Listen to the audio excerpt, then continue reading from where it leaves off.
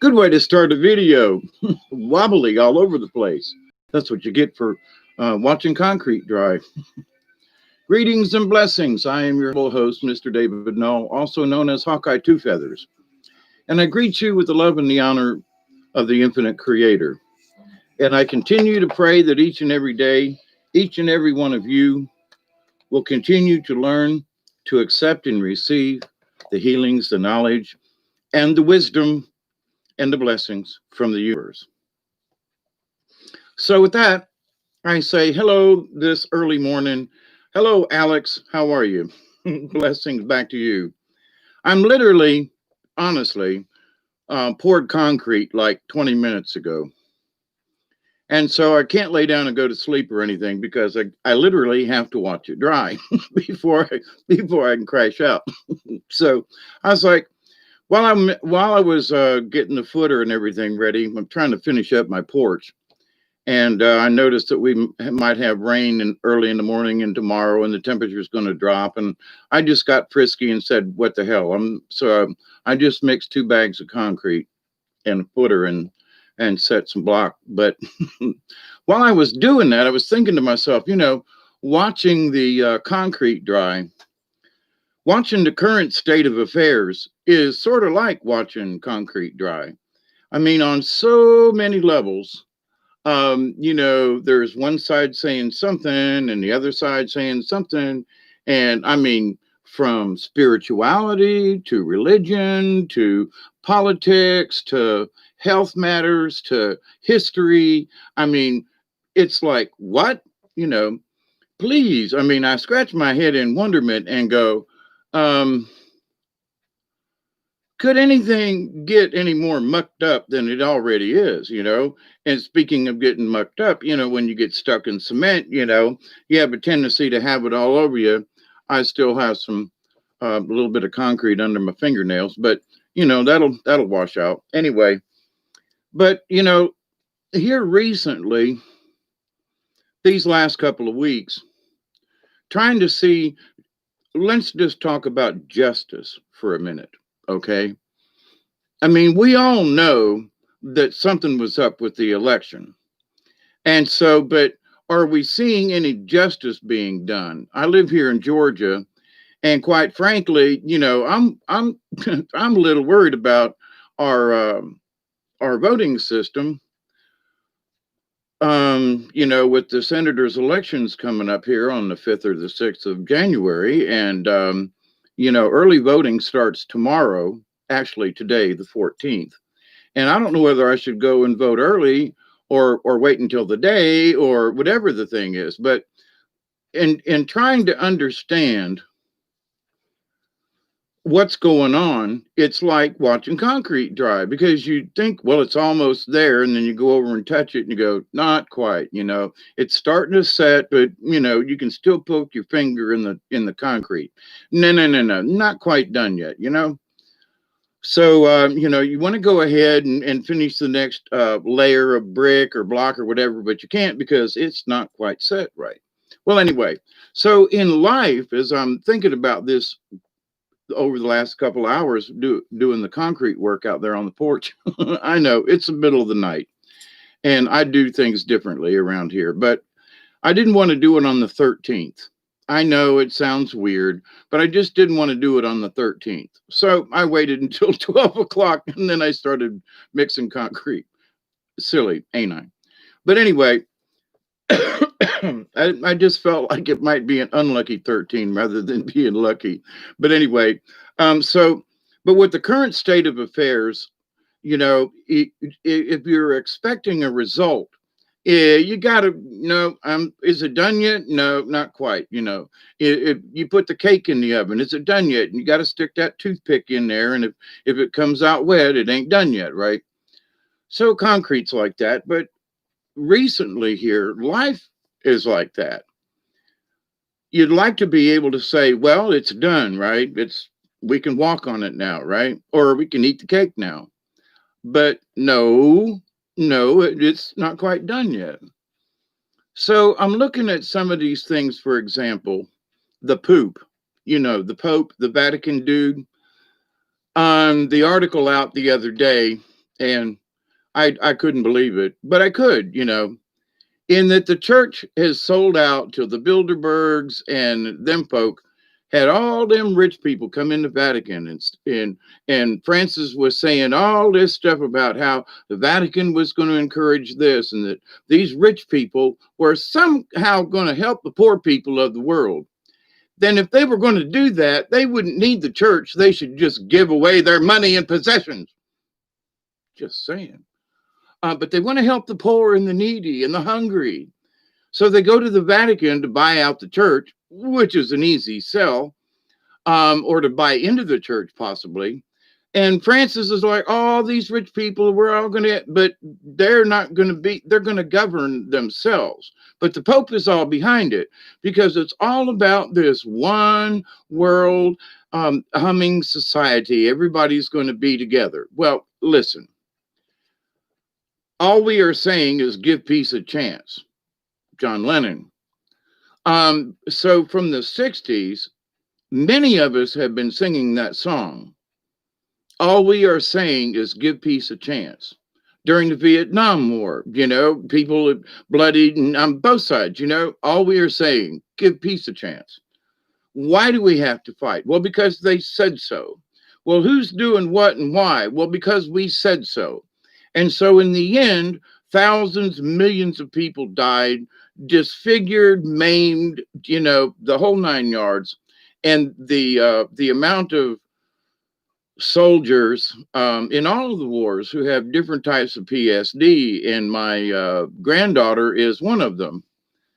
She had to watch someone basically get burned alive, and that's just not a pretty sight. I haven't witnessed it personally, but in seeing videos and stuff, I don't want to witness it personally. Okay, videos plenty, but especially when there's nothing you can do to try to help them, they're gone, but with the idea though that watching concrete dry, there are people just kind of sitting around twiddling their thumbs, okay, watching the concrete dry, right? Alex, the Democrats state using software they used in Venezuela. Yeah, and in Nicaragua, and in, yes, you're right, Alex. Everything is being exposed. This is going to be an interesting oncoming months. I agree. In information on December 21st. Okay. This is on the 21st. There is the alignment. Okay, but understand this. We're going into the alignment right now. So a week to 2 weeks before any type of celestial event, for example, now people say, well, where do you get your information? Well, I literally wanted to become an astronomer, and I had a really bad accident, and I had to quit college. And then I moved up here to Georgia, and I had a son, and school was out. But one of the classes that I was taking back in 1971 was astronomy. So, I've been studying astronomy all my life, off and on, this and that. And, there's a lot of stuff you like scratch your head and go, I don't know whether or not this stuff is true. Some of this astrophysics stuff. Anyway, so with that said, if there's a meteor shower scheduled to come up, whatever it's the Geminids or, the Leonids or in the Orionids. Anyway, usually a week to 10 days before the main event and about the same length of time after, there will be a higher rate of meteors than normal, usually. So they always say, start a week ahead of time in the area and about the same time, and you can watch the oncoming meteor showers.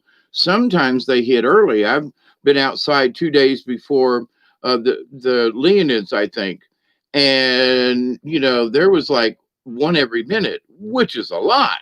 So usually one every 2 or 3 minutes, but they were popping off left and right, and beautiful ones too. So over the years of my observing the sky, because we're a week away from the 21st, we're in that zone of alignment, if you will. So we should be feeling these energies. And from what the understanding is, the combined mass of Jupiter and Saturn and being on the same side could literally pull the sun, and that because those two um, planets and how they swing, that they actually help to drag the sun, our whole solar system, through the galaxy. Okay, because of this twirling effect like this. So if both of them are on the same side, it's going to want to pull everything in that direction. So, but here's the deal. How far that we would move or what the effect is, everything is subject to someone else's interpretation. Now, I'm going to be a part of an event with some other folks on the 21st. And in fact, I'm going to have a meeting with some of these folks later on today. And one of the things that I have asked them to do is to not oversell this, because there are a lot of people out there talking about the 21st as an ascension day. And here we go again. Every year it's around around my birthday, the 24th of September, 22nd, 23rd, not the equinox. Is it equinox? Yeah, autumnal equinox. Okay. So that's when day and night is equal. So everybody, the prophecy says, and it's Yom Kippur and it's this and that. Well, okay. But over the years, how much is actually, let's look back, let's be honest, has anything truly, really poof because of the alignments or the time of year? There have been coincidentally certain events during September, but in October too. But here we go with the 21st of December. Yes, there's a powerful alignment. Ain't no doubt about it. But is it going to result in our ascension? Is it going to do some of these things that some of these channels, have described it's going to happen on this day? And I want to tell folks, listen, any day is a good day if you connect with the universe, but it's only as powerful as what you understand. Okay, Hawkeye, what do you mean by that? Well, if you're just sort of wandering around in the world and looking at the sky and going, "Oh, wow, this is cool," you might not know, you might not be aware of anything happening to you. Because you don't know, you're not aware. It doesn't necessarily mean that you're stupid or or dumb or ignorant. You just don't know about it. Okay. So, that was one of the things that always got to me about the Catholic Church. If there are folks in a distant country and they don't know about Jesus, all them, the Catholics say that all them people are going to go to hell or to purgatory. They're not getting into heaven because they never met Jesus.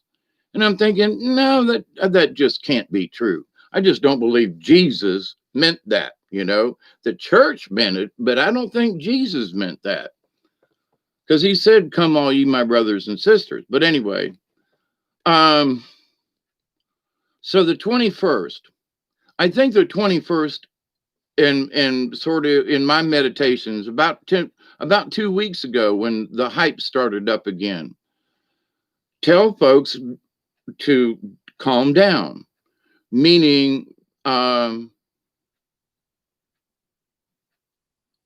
when people put too much expectation into an event and then it doesn't occur, then people go, "Well, what was that all about?" Well, what do you mean? Everybody said that the 21st is going to be this really special day and we're all going to get ascended. We're all going to see the fifth dimension. And, you can listen to the fifth dimension on old, cassette tapes and records. But anyway, inside joke, an old people's joke. But so, do I think it's a special day in the fact that it's, these planets haven't lined up in, like forever. Absolutely. Celestially, as an astronomer myself, I'm like, that's going to be a cool event.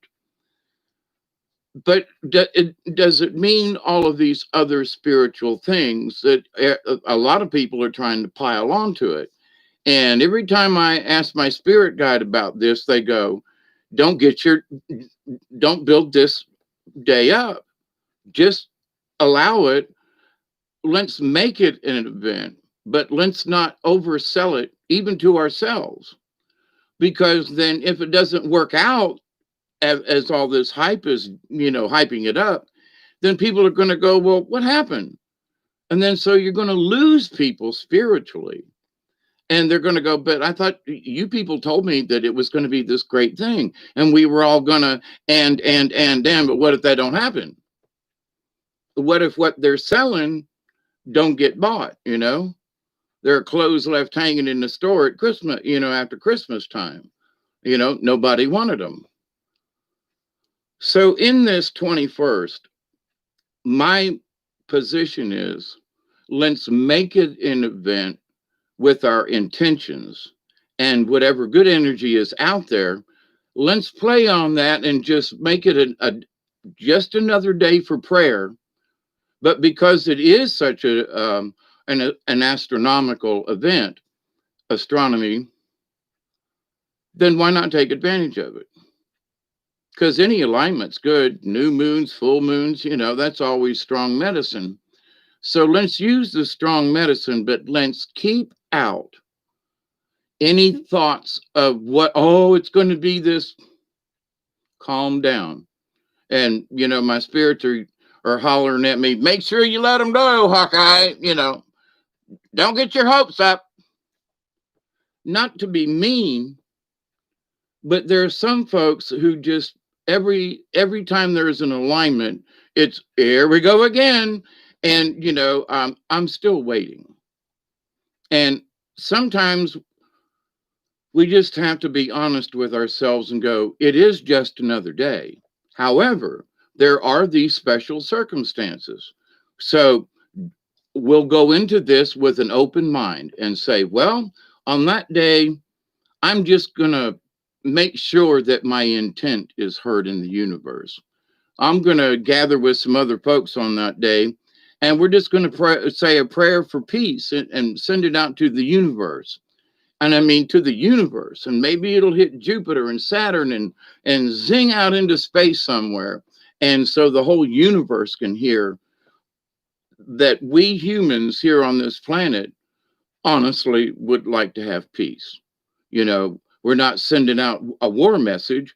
We're sending out a message of peace. That's all. Peace to all mankind, all humankind, not just mankind, but humankind, and all of us, extraterrestrial and ET folks and mixed. And in the native traditions, it's all of your relations. Now, your relations means rocks, spiders, ants, eagle, bear, mountains, the planet. Everything in the universe is our relation because we're made of these same types of atoms and things, just different arrangements. But with that said, though,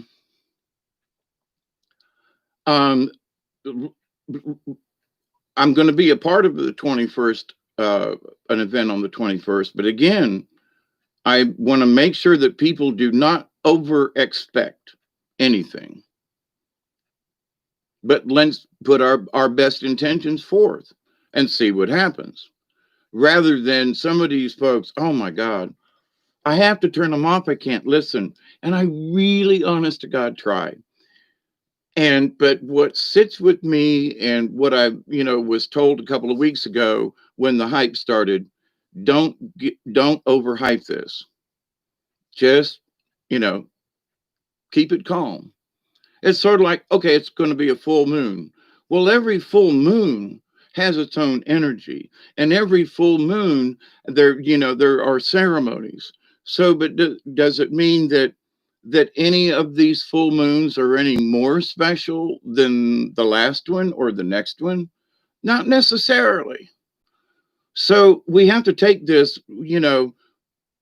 with calmness and with a little bit of foresight and go, yeah, let's do something good on this day. But again, I'm stressing, they're screaming at me to say, don't overhype it, don't over, you know,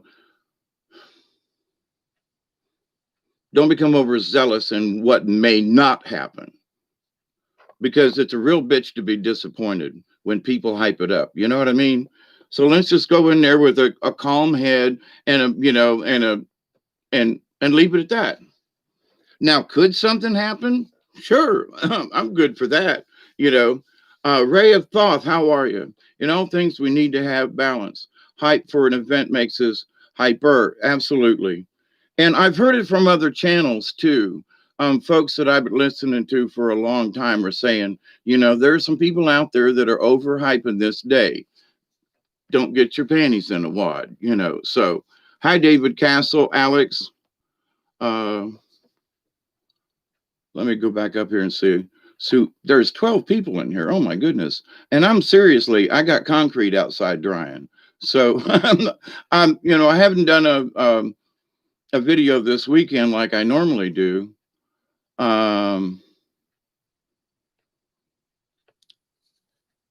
Yeah, the church did twist a lot of stuff and has twisted a lot of stuff.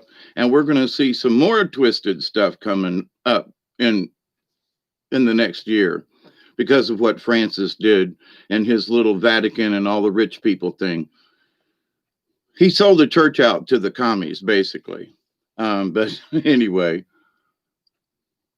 Ray says humans have such a high expectation. I mean, it's necessary for the experience, but we love to play our games. Yeah, and the thing is that there are those people that I think have they have a purpose. They really do in all things. But at the same time, some of these folks are, it's this great alignment, and that must mean it's special, and we're in the dawning of the age of Aquarius, fifth dimension, and that all of these are, this is going to be like that, and we did star charts and all that. Okay, all right. But that doesn't necessarily mean that we're just going to pop into the fifth dimension like some of these folks are trying to report. And if we do, I'll be the first one to be surprised. Okay, but again, I'm not saying that it can't happen, because there's also these waves of energy coming from the center of the galaxy, and they're supposed to be hitting us anytime. So what if that ray hits us while we're aligned on the 21st? Or a few days before or after. It could be very interesting. Now, we've all known that that the Schumann resonance has a tendency to make us hyper, or not less hyper sometimes, or makes our ears ring worse. Now, my ears aren't ringing too bad right now, by the way, and it's been kind of quiet. But earlier today, it was like I couldn't hear anything for about 20 minutes, and then all of a sudden it just went away. So, but anyway, and I checked the Schumann earlier, and it was like, pretty much, a normal day on the Schumann, a little bit of background noise, but no, tremendous, huge, 2 or 3 hour spikes or anything. But so in what's coming up in the chaos, the spirits keep telling me that we have to be honest with ourselves. And so we're going to be faced with different, everybody's supposed to have a vaccine shot now. Everybody's supposed to be cleared to travel. And, and the Biden group wants to push this on us. Everybody's going to get one. Everybody's going to get the thing. And they're going to give them, guess who? To the people in the nursing homes first, who are the most vulnerable. And I've talked about this before, as other people have. I haven't had a flu shot in years, because every time they gave me a flu shot, I got sick for 2 weeks, up to a month this one time, couldn't shake it. And since I haven't had a flu shot, I haven't had any sickness like that in about 4 years now.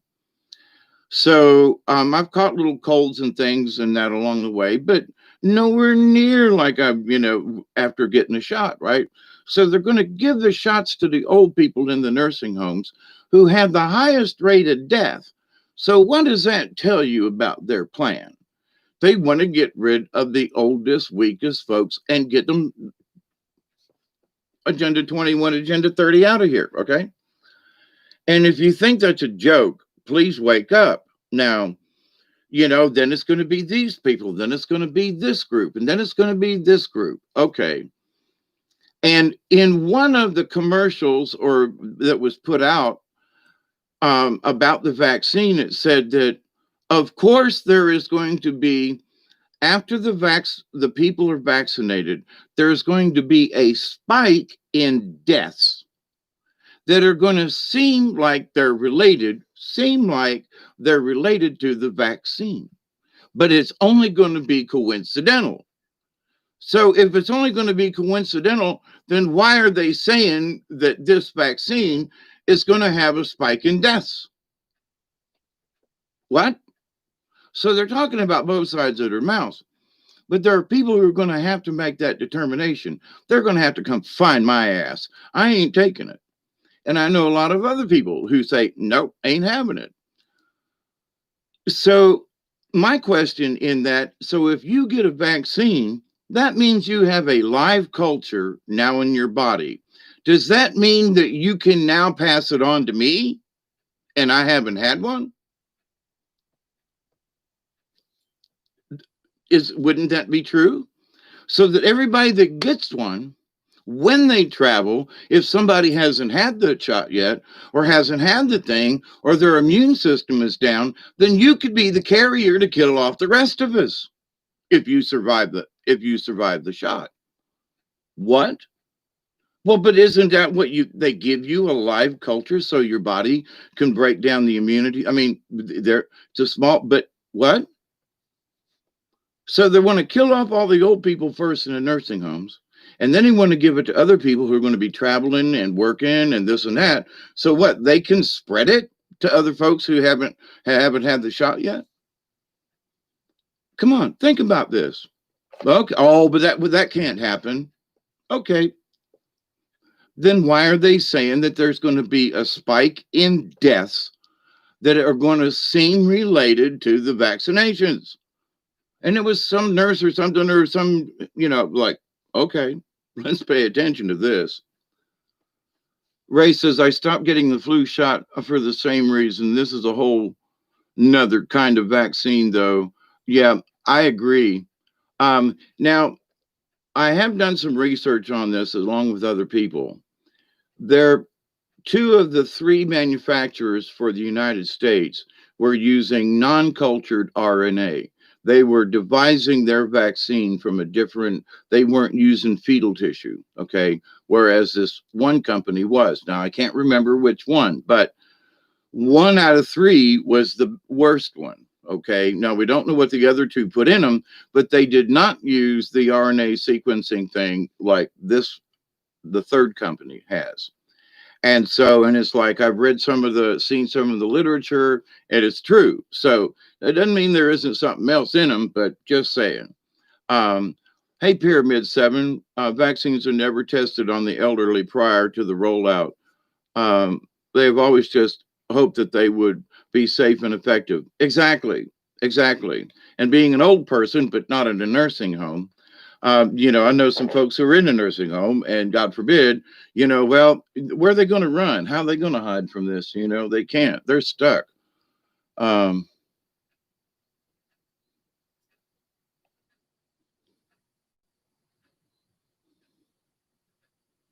to see if anybody else had. It says there's 13 folks in here. Y'all don't have to chat if you don't want to. And we love you anyway. And so cosmic hugs to everybody. I just wanted to make sure I hadn't missed anybody.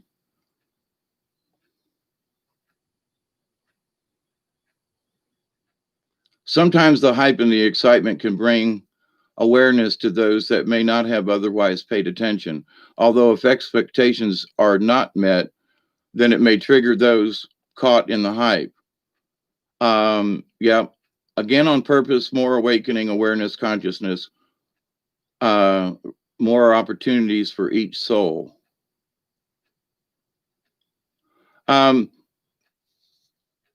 Fox Rodriguez, how are you? Good to see you.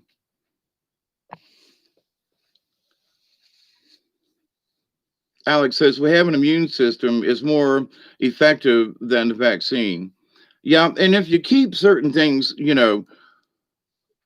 for example, vitamin D. If you're not getting sunlight in the middle, like from 10:30 to 2:30 in the daytime, and like with your shirt off, or something like that, you're not getting enough vitamin D, and you must supplement.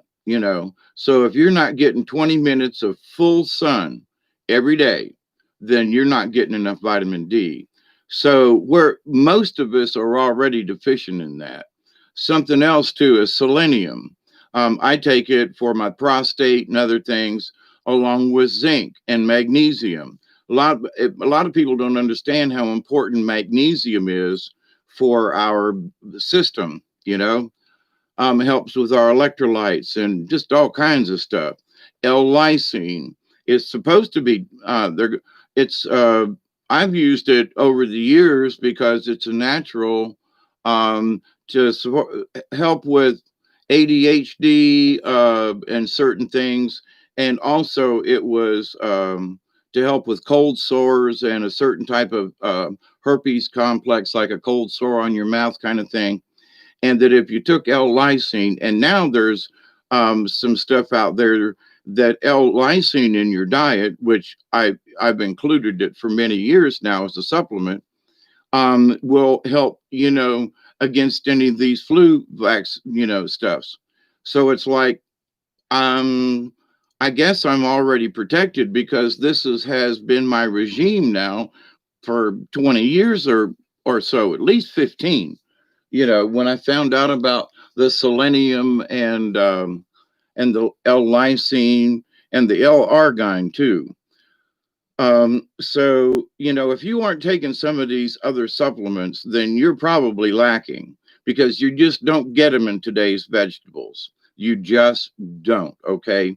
You don't get enough minerals in your diet because the way they grow things, they grow them in the same soil every year. And they have to add potassium and nitrogen and phosphorus and calcium to but all the other trace minerals of vegetables need, because they've been grown in the same soil over and over and over and over. Those trace minerals just aren't there like they were 20 or 30 years ago. So you have to take that into consideration. And also that hydroponics does not have all of the minerals in them.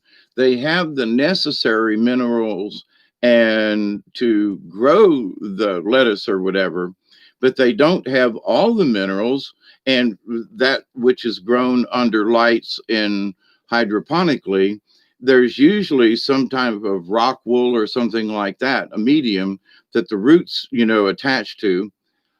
But they get, the plants get nothing from the rock wool. It's just something for the roots to hang on to. So if the nutrients or the minerals aren't in the water or the fertilizer or whatever, you ain't going to get it. You follow? So as much as I like hydroponics and all that, you have to understand though, it's the vegetables are going to be limited in the things that they would normally get out of Mother Earth. Just saying. So, and I've been a gardener for years. I started, I studied gardening back in, actually in the late 60s. Hanging around with my granny, my grandma Raleigh, the one I talked to about all these years about, how special her and I were. And it was just being special to go outside and help granny, with her flowers around the house and her flower beds and stuff. She didn't grow any vegetables, but I started doing that.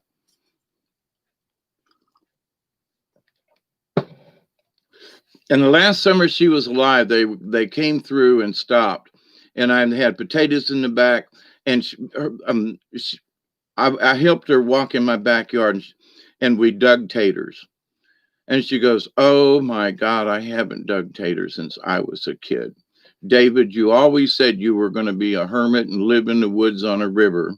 And she said, "You got your dream," and which is true, because Granny was one of the ones that always reminded me. She said, "You always said when you were a little kid, other people were going to be cops and nurses, and you always said I'm going to be a hermit and live in the woods on a river." And I have. So I knew for a long time where I was going to go. But anyway, but with all the things that we do, we can put as much love into something, but if there isn't any minerals or whatever, then we're only going to get certain amounts of, um, of the necessary minerals and vitamins that our bodies, need. So eating a little bit of dirt once in a while or some clay ain't such a bad idea. Now, but with that said, there has been a lot of discussion about, speaking of planting and growing and things, that there's been enough radiation from nuclear bombs that they did in the 40s and 50s and 60s and all the testing that has been going, that literally it never left the planet. Okay. So all that nuclear fallout has been drifting around and has been falling down and so forth. And the closer you are to Nevada, because of the way the earth rotates and so forth, will depend on the greater or lesser amounts of radiation that the planet has received. Not counting, outer space stuff. And that the earth in itself, because of this radiation, and I've noticed in my own garden, things just don't grow right. And I used only natural fertilizers and my chicken poo and things like that. And uh, break up all the leaves and put them in the rows. And during the wintertime, they disintegrate into the ground. And then I put a little, a dash of not calcium, but lime, so they don't get, and turn everything in with my tillers, and then I plant. And some things will just grow up, boom. And other things, I've begged them to grow and they wouldn't grow. And just, and it's not the seeds, because I can put the seeds in, I've given seeds to other people and they come up in their yard. I'm like, well, what the hell? But anyway, but different people have been having different issues in the garden spot that they've always grown stuff in. Now, you never plant beans in the same row. You all put the beans over here next year, and you put the squash over here, and you mix up the rows. You never plant the same thing in the same row, supposedly. And you always turn in the ashes. And for me, with the ashes that come out of my fire box, that I spread into my garden. And it adds those basic minerals and things and stuff like that back into the soil and potash and everything. So anyway, but even with doing all of these natural things, something's just has gone weird with the ground. I've got pear trees down here, and they haven't made any pears. Now, a couple of grapevines this year went bananas. And I've got banana trees, by the way, but I need to bring, they're too far in the woods. They're not getting enough light. But in this idea that what for our future do we do? And it's been suggested that it's because the sunlight has changed from yellow to more blue. And we've known about this for several years now. So it's not necessarily the soil, but it's the light that's not. Certain plants need a higher, need a more orange light. So with that, one of the reasons why I'm watching concrete dry out here on my porch is because that's going to be my solar greenhouse front porch.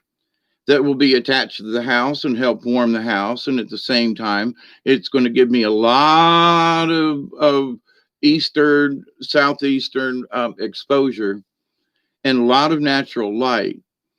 And but I can supplement it with some grow lights that I have. Wink, wink, nod, nod. But seriously, though, in understanding that, I can at nighttime I can give them a couple of hours of the red frequency, which is missing more now, and so that my plants will be healthier. Now I plan on using soil, so it will get the minerals and so forth, rather than just use some type of rock wool or um, that type of medium. But I do plan on using a sort of a drip system between the containers. Anyway, more on that. I'm watching concrete dry. Thank you all for participating and helping me watch my concrete dry. Uh, you know, maybe tomorrow I'll go out if it's not raining. We're supposed to be having a front come through, and I wanted to get this concrete done because I'm like, quite frankly, I got into a rut like everybody else, I think, in that part of me is just giving up in a way. Like, what good is this going to do me? Well, I'm going to clean up my house and all this. For whom? For what? What's the purpose? Well, it's because it should be clean. Yeah, screw it. My head's, well, the hell with it. Nobody ever comes over. And then two people show up unannounced yesterday, Saturday, and off we went, in walking through the woods and putting out some corn for the deer, and checking out a new trying to make a new trail to and also checking out what I need to do to put my trails back in to go to the river. And amazing that there's still stuff down on the river at my campsite. So, but I got sidetracked, sideswiped. But it was great to go walking in the woods again and checking the deer out. Boy, there's some big ass deer back in my backyard, let me tell you. And I mean, right behind the house. Saw deer tracks between here and the well, and that's like 30 feet, maybe 40.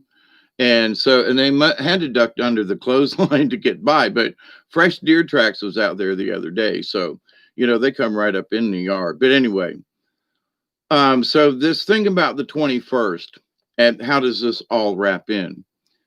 Mother Earth and you and me and all of our relations, we're always connected to the universe.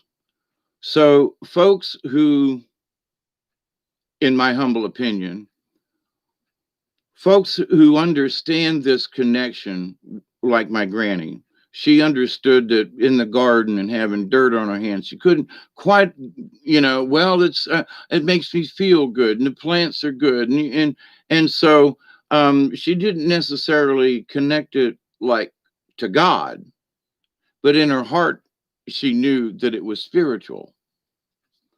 So there are people then who understand a certain amount of spiritualism. They talk to their plants.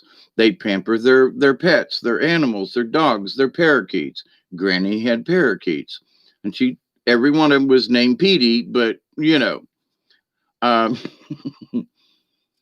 pretty bird, pretty bird, But anyway, but Granny, she had a couple of parakeets, and of course she had her little dog, a little poodle dog too.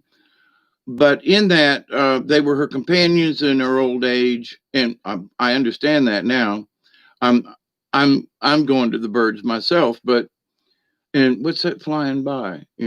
Little birds around my head, tweet tweet. But the idea, though, what would we expect out of the 21st? What about tomorrow?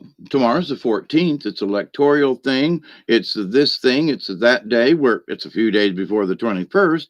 So why can't tomorrow be like a special day?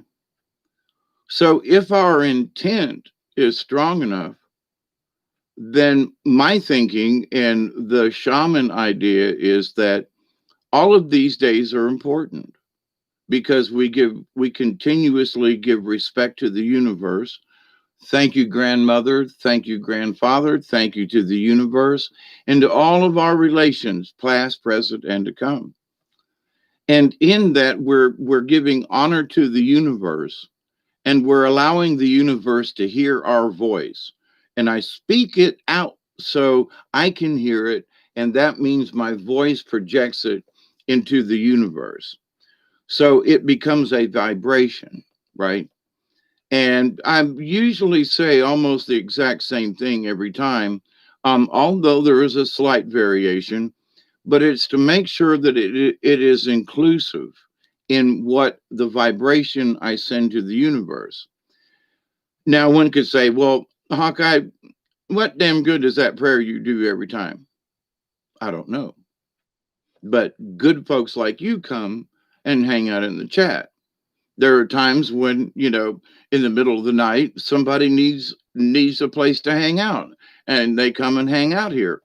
I know Fox had one night was, having a something, and he was glad we were on, and I was glad that we were too. So our purpose is for each other. I'm here because I was bored and didn't want to watch a movie, and I'm watching Concrete Dry. And I thought it was be a good opportunity to just sit down and hang out with y'all. But with that though, this watching Concrete Dry, there's nothing, it seems like there's nothing we can do because of what's going on around us. Well, we can see this thing with the vaccine unfolding. We watch the politics and how that's unfolding or not unfolding. We hear the politics, about the Pope and all the rich people getting together, gonna help us Pope folk out, right? Yeah, all right. Let them sell some of their cars. Well, why don't they just give one of their Bentleys to some poor village and anyway, they'd strip it down and sell it for parts, but but at least give it to them. Well, I don't know, but they're heathens. They're the downtrodden, they're the poor and the hungry and the homeless. Yeah, because you people made them that way. But um, not all of them, but you take away people's opportunities and you change the game. While you keep your billions, we lose our thousands. Like I was ever going to be a millionaire. But the value of what we have in our life is what's most important in the long run. So these folks have put business and money and that stuff as their goal in life. When they say, "Well, we want to share," but they don't share half of what they have, do they? If they did, they wouldn't be billionaires, maybe. Everybody that works for one of their corporations should get a $5 raise per hour. Why? Because these people are billionaires and they can afford it. They could afford it to never get paid again because they've got all of this wealth already accumulated. So could they afford to not make a profit one year? I mean, they break even. So the money that they make, they say, well, we made $2 in the black. We paid all our bills and everything. All the shareholders got their money, but we only had $2 left over. And because we paid the money to our workers. What? Now, back in the 80s, there was a really big movement, and I still think it's a great idea. And I think it was Harley Davidson and Briggs and Stratton that were the first two companies in the United States to do it. And one of the companies that I worked for, of course, they put the company out of business, changed the name, reopened it, and everybody that had put into the company lost out, except the company. But it was called profit sharing. So for every company, for every dollar and everything, the profit was shared with all of the employees across the board. Now, certain folks got more, blah, blah, blah, but the idea was that the profit was shared. The amount of scrap that Briggs and Stratton had went to like 5%, where it was like maybe 15. And when you're machining aluminum and stuff like that, things can get wacky really quick. And, but you got to just chunk it and go melt it back down again. But anyway, thinking of a housing or something. But the idea, though, that um, the people working for Briggs and Stratton, and I think it was Harley Davidson. I'm not sure, but there were several other companies back then, and their workers got more efficient, they had a better product, and they were more proud of the company that they worked for, and they went home with a smile on their face because they knew that the job they did and the more profit the plant could make due to less scrap and more efficiency, simply because the people felt like they belonged and they did their best to crush it. Have you heard of profit sharing lately? No. What if, though, they brought that back so that CEOs, they got a salary, and it ain't none of this 2 or 3 million crap. You get paid like the rest of us, but you get, because you're the CEO, okay, a little higher share of the profit because you're doing all the big stuff. Okay. But really, is that necessary? What? You make $250,000 a year. That ain't enough to live on, plus whatever profit you make with that. No, you have to make 2 million. And the reason I throw this out, when Prestolite went public, they hired this Pakistani guy for $2 million a year to be the CEO of Prestolite Corporation. $2 million a year. And we all looked around and went, what? What? How smart is this some bitch that he gets $2 million a year when he has to talk to us peons to find out what the hell's even going on? And it was his $2 million salary that closed down our plant in Tifton and put 700 plus people out of work and sent it to Mexico, so he could get that $2 million check. Sold us out, along with a lot of other people. So, I've had direct contact with some of these shenanigans that are going on. Yes, Pyramid, we're just going to have to do the best that we can and stay positive. Ray of Thoth, adios. Este Montfort, how are you? Potatoes. I grew up half of the time on a farm and half of the time in a city. Have always had gardens. Oh, going back up to there. Yep. So anyway, with this conversation though, and I've said this back, on Brian's show, Brian Barnett, for those who may not know of Milky Way. And me and a friend of mine were talking the other day, and it felt like that he has come to visit several of us to kind of encourage us on our way and to help keep us positive. And, with all the crap that goes on, if we're drowning and it's cold, but we can see the shore and we got a life preserver on, or we found a gallon milk jug that'll help keep us afloat, and we paddle it a little bit, we can make it to the shore. And I think back on what the folks went through during World War II. And for Americans, it was about a 5-year period where everybody, my granny helped make bullets, and my great grandmother helped do this, and people in Dayton, the women who left behind, they went to work in the factories making bullets or airplanes or you name it, right? And during that time, people took their tin cans. They didn't throw any tin away or any kind of metal. No, everything was recycled. And food was so scarce because they were trying to send enough over with the soldiers and everybody to keep everybody fed. They had food ration cards. Okay.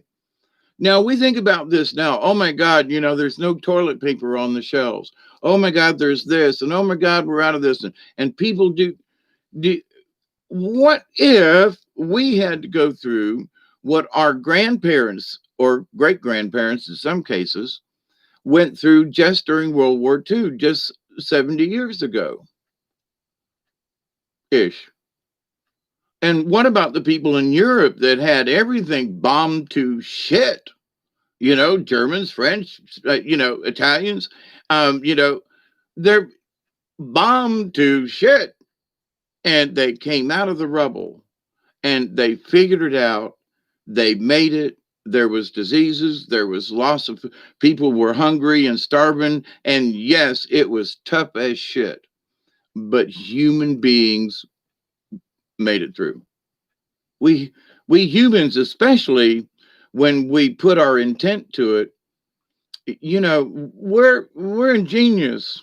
You know, if a puzzle comes up, there are times when I've gotten myself into situations and I go, now how did I get into this? And I can think back a couple of steps and go, oh, you should have turned there. But at the same time, you get yourself into situations and go, well, now's one of them times where I can learn. Is this a lesson? And I got a flat tire and I'm sitting in the mud and it's raining and how can we get out of this? Now I'm thinking back on this big, huge buck that I hit in the middle of the road. It was pouring down rain and saw him hit the brakes too late and bent my fender in on the left driver's side to where it was touching the tire. And I literally couldn't turn the wheel and I couldn't drive it because the tire was stuck and it was rubbing and it was pouring down rain. I mean, could not see very far ahead. So I had to become ingenious to figure out how to pry that fender off of my tire so I could get out of the middle of the road, right? Because we were stuck in the middle of the road and didn't know if any cars were going to come, pouring down rain. We're going to get hit, smashed. Oh my God, we're all going to die. And so I had to use my ingenuity to figure out how to pry the fender off of the wheel, which I don't know. I found something, can't remember. I just remember it was pouring down rain. And after getting soaked up to a certain point, you just don't care about being wet anymore. It just, you don't even notice being wet. But got out of there, took 20, 30 minutes to figure out and bend the fender and all this. And, but hey, the bottom line was we made it out without having to call a tow truck or anything like that. So sometimes we're stuck with situations and we just got to look around us and figure out what we can use to get ourselves out of this jam. And it may be the weirdest thing in the world. I've told this story before, but it bears repeating. In that I was going to a powwow with a friend of mine from Tennessee, and I was helping her come down to Georgia. And she broke the serpentine belt on this great big, huge V8 engine, a Cleveland, oh my God, humongous engine, diesel engine, okay? And so it was a Sunday evening. We found somebody in this small little town who called this guy who went and opened up the parts store for us. Had the belt, wonderful man. After church, he went down and opened up for us as an emergency. And so I got some tools in my truck that I always carry with me, but I didn't have a breaker bar. And I was like this close to putting that belt on and couldn't make it. So I go to this little garage pizza place there. And I tell the guy, I say, look, man, I need something for a breaker bar. You got any piece of pipe or anything laying there? And he goes, go around back. So I'm walking around back in the shop back there and I don't see anything at all. And I'm pretty, handy with and finding shit, right? So he says, well, he said, I got this little piece of plastic pipe. And I was like, plastic pipe? He goes, yeah. And he goes, believe it or not, a friend of mine, we needed something and we used it. And I don't know, it was about yay long, It was 16, 18 inches, maybe 20 inches long. It wasn't very long. And so I went and got, I said, well, okay, let me try this. And it did. It slipped over the wrench that I had on it, right? And so now it's a piece of plastic pipe. And as a plumber, I've been using piping for electrical work and plumbing and okay, and other things too. But so I grabbed this thing going, I don't know if this is going to work. Son of a bitch. I grabbed a hold of that thing and torqued on it. Yeah, that pipe, it bent, but it didn't break. And it gave me that much that I needed. And that belt slipped right on. A piece of plastic pipe on the end of, I'm trying to torque something down big and it worked. So from that point on, and this has been several years ago, it's been, 15 years ago. But from that point on, I said, nothing's impossible, even using a piece of plastic pipe. Now, back in the day, also, there are these guys that were, you've got trenches dug and you're putting pipe in and you can't get a saw down in a hole, right? So a guy says, give me a piece of builder's twine. Comes in big spools, that nylon. Anyway, and he takes a piece of this, knocks it up on both sides, and starts using it like a saw. And he sawed through that piece of pipe with that piece of builder's twine. Now it's nylon, but you get enough friction going and it literally burns its way into the pipe. And he cut that piece of pipe off and then took the string and, threw it away. I was like, what? And I've done it before. Now you really got to get that thing going and you better wrap it around your hands good, make a little handle on both sides.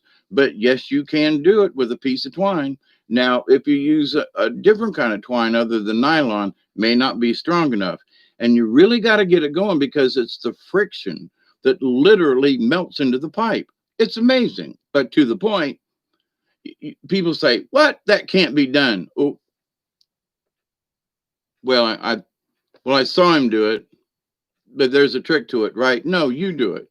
Then I did it and went, oh, you can do things with a piece of nylon thread. I got nylon that's in my truck. People say, why you carry that big spool of nylon? Because man, if you double this thing up enough, I could pull a semi tractor trailer out of a ditch or something, but to the point, you never know. And it can be used in a myriad of things like, tying your bumper to a car and to a tree and backing up and, you might snap the string, but you might also pull the bumper back out. So my point is that sometimes people say, well, I don't know what I can do. Well, but you've got that and you've got this and you've got that. But what do I do with them? Put them together and get your ass out of the situation you're in. That's what you do. You be creative. Well, I never thought of that. Exactly. Well, it can't be done. Piece of plastic pipe, it'll never work. Oh my God. I shook my head and walked across the street. It was a big super highway thingy, and the truck wouldn't move because we were stuck. So I walked across this 4-lane highway, 441, I think it was, up in Tennessee, and to the place. And I was like, man, I said, here's $5. And he goes, what for? And I said, I don't know, buy a drink, buy a bottle, buy a beer. I don't care. This is $5 for the tip and the use of this plastic pipe. And he was like, mister, and I put the pipe on the counter and the $5, and I said, I ain't taking it back. So, it was worth $5 for the lesson. I didn't have any more. I'd have gave him 10. But the idea, though, that sometimes when you're in a fix, the answer might be literally staring right at you. Now, sometimes you have to be, a little, get a little ornery. And like for me, being a machinist, that'll never work. It'll never work. I don't say that anymore. I say, well, we'll see. Now there are some things that I know that I know just won't work because I have tried them before. So I can sort of eliminate those. But other people, they say, well, you can do it this way. Well, go ahead. I'll stand here and watch you. And I'll just say, I told you so now, so I won't have to say it later. And then later on they go, are you going to say it? And I'm going, no, I'm not going to say it. I already told you so 2 hours ago when I told you that wasn't going to work. But you had to find out for yourself, just as I had to find out for myself. Well, somebody said, well, that'll never work, Dave. Well, I'm going to try it. Didn't work. I'll pass this information on to you. Well, I'm going to try it anyway. There you go. We each have to try it our own way. You know, there were some folks that I could trust in the machining business and stuff, and they really did know what they were talking about. And if they said that's a waste of time, it usually was, you know. So, but I've had to say, and these good friends of mine, very smart, intelligent people, machinists, you know, engineer type folk, I had to try it, even though I knew my chances were slim, but I wanted to try it to see if during the process I could figure out something else along the way. Because sometimes when you start into something, you'll notice, oh man, if I sand this off, or if I do something over here or something, I can fix this thing. Now, in the spiritualness of things, if you make a mistake, and I don't know, for me, it would be like losing my temper and hollering. Then, you know, I hollered at the dog the other day, but he pissed me off. He ran down the road, and you know, I walked, you know, for 2 miles chasing his rear end down past the neighbors and everything. So I didn't hit him or anything, but I was really pissed at Duggar. Okay. So I was hollering, and you get in the house, and blah, blah, blah, you know. And I haven't really got mad like that with him. Man, in the 1 or 2 minutes of, no, I spent 30 minutes literally running after him, me and my nappy old ass, right? And through the briars and the brambles and where the rabbits wouldn't go, kind of thing. And 1814, we took a little trip, the Ballad of New Orleans. Anyway, so chasing the dog, pissed off, getting out, and then right after my being mad, as I'm putting him in the house and closing the door, I'm like, oh man, I was really mad there, wasn't I? Holy crap. So I waited a couple of minutes, stood outside while he was in the house, and I just stood by the door and went, okay, now I got to go in and apologize. But I still have to let him know, though, you know, you were bad. You went over to the neighbors, and, you know, you didn't come when I called you. And, you know, and when he wanted to go back out, I had to be on restriction and say, no, you were bad. But my tone of voice changed. And my anger, and I was pissed. I was genuinely pissed. And I realized that wasn't necessary. I had gone overboard, right? So, but in that, and I used to go overboard a lot in my younger days. So in my lesson, in my learning to not get angry, this had pissed me off so bad. I was really angry, not just faking it. And I was like, man, I really don't like this. I don't want to be like this. And I realized for a minute and a half, 2 minutes with the dog when he showed up, that was true anger. Wanted to kick him, kind of, you know, smack. No, we were supposed to have learned more than that. So I immediately went, see, and I caught it. I was angry for a short time, but I couldn't carry it into the house. I had to fix it right then. So when we get angry or when we do things like that, and we're human beings, but how do we, you know, we say, damn it, I shouldn't have done that. Okay, so then how can you fix it? How can you smooth it over, whatever it was you did? Now, if you shot a bird at somebody in traffic, you then just don't do that again and take it back. Just tell the universe, I'm sorry. Whoever that driver was, I'm sorry. I shot you a bird. I cursed your ass out, you know, the road rage. What can I do about it? You can tell the universe that you're sorry, and you can stop being angry. And you say, well, Hawkeye, what good does it do? Well, because if you don't, then you leave the negative out there. Well, I got pissed off and I told him to go to fucking hell. I shot him a bird with both hands. You know, okay, did you feel better? Well, I just pissed me off even more. Did it help you out later on? No, not really. And then I shot a bird at somebody. Well, did you shoot him? No, but I waved my gun at him. Okay. Did that help you at all? No, I just got pissed off, went home and drank beer. And I got pissed off all night and hollered at the old lady and slapped the kid. Okay. So this anger thing, as soon as we have it, we can say, whoops, I made a mistake. I would rather not make any more. I'm going to, dang it, man. So you don't put yourself down. You just recognize it, stop the behavior, whatever it is, and allow yourself to make a correction in your course of whatever it was. I shouldn't have shot the bird. Okay. So put that out there and say, I'm sorry for shooting the bird to that guy in that blue sedan. Leave it there. Don't keep mulling over it. Okay. But if we only put out negative to the universe without saying we're sorry, or that we understand, maybe I shouldn't have said it that way. I apologize for the way I said this. I apologize for my behavior.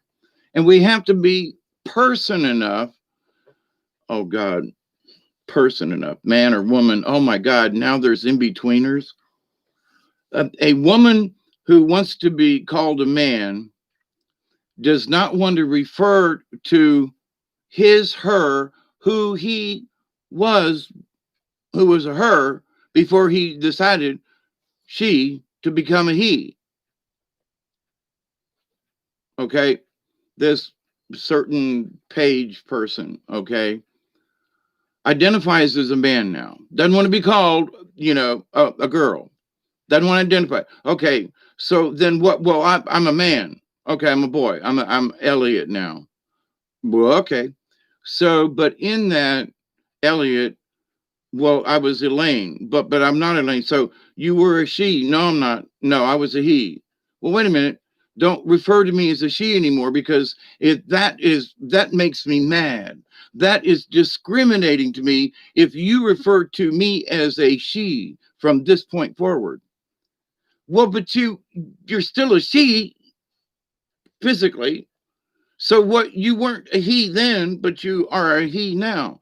But I can't refer to you as a she before. But is this not nuts? Have people literally lost their flipping mind? So the gender, whatever, there's 50 different ways of calling a person a person. Well, I'm sorry, but you just called me a person. You just pissed me off. What? I'm an androgynous individual. Okay, but you're not a person. Nope, not a person. And you just said it again, and you put me in a classification that I don't feel comfortable with. What about me? I don't feel uncomfortable with your weird shit about you can't figure out what gender you are. Does it hang down or not? That's all. If it's inside or is it on the outside? Just asking, because that's pretty much how it works. Now you can identify with ever. I'm in my previous self, I was a him, and now they whacked it off when I'm a girl. Well, listen, I've been a closet lesbian all my life. Just saying, ladies. Wait a minute. No, you just pissed off all the lesbians. Well, my granddaughter, she's going to be pissed off because I said that I was a closet lesbian. Grandpa, you can't be a closet lesbian. Well, no. Well, but you can wear a dildo and consider yourself a man, but I can't consider myself a lesbian. What's good for you ain't good for me. Well, Grandpa, it doesn't work that way. No, it doesn't. This is insanity. So, where do we go from here? We look at folks and we go, this is one of them people that we just gotta, Now, I've got gay relatives. I have had gay friends for years, okay? It ain't an issue with me. The only issue I've ever had in that respect is their look at me, I'm gay, and you must accept me. No, I don't. I don't have to accept you. I know you're gay, but I don't have to accept you. Well, you must accept my lifestyle. Well, not when you're flaunting and pushing it on around and say, see how gay I am today? Okay, you're still gay. Yes, and isn't it beautiful gay day? Okay, calm down. And then it continued. That drives me nuts. Okay. Well, you don't consider my gayness. Would you just shut up about it? You're gay, all right. Everybody knows. You put it all on Facebook how gay you are. So why do you keep on?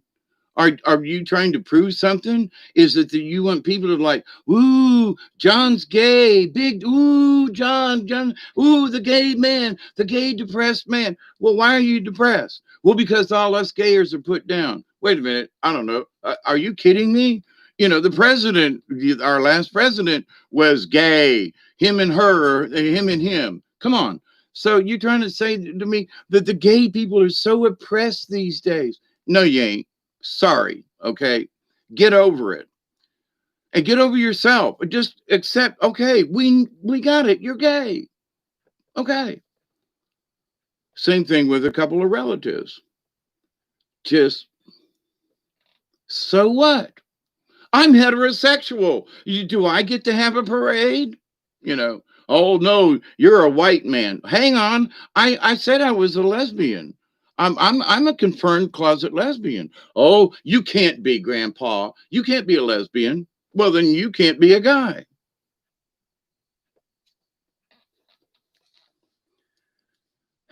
They don't talk to me much. Well, actually, my granddaughter won't talk to me at all. Because I'm just scratch my head and go, is if it works for you, shouldn't it work for the rest of us? Is all I'm saying. And if it works for this person over here, then if I say, well, but I'm a um, um, a Native American male heterosexual. Ooh! But I have to accept you and your gayness. Okay. Why would I want to go around and I'm a heterosexual? Okay. It's just stupid, right?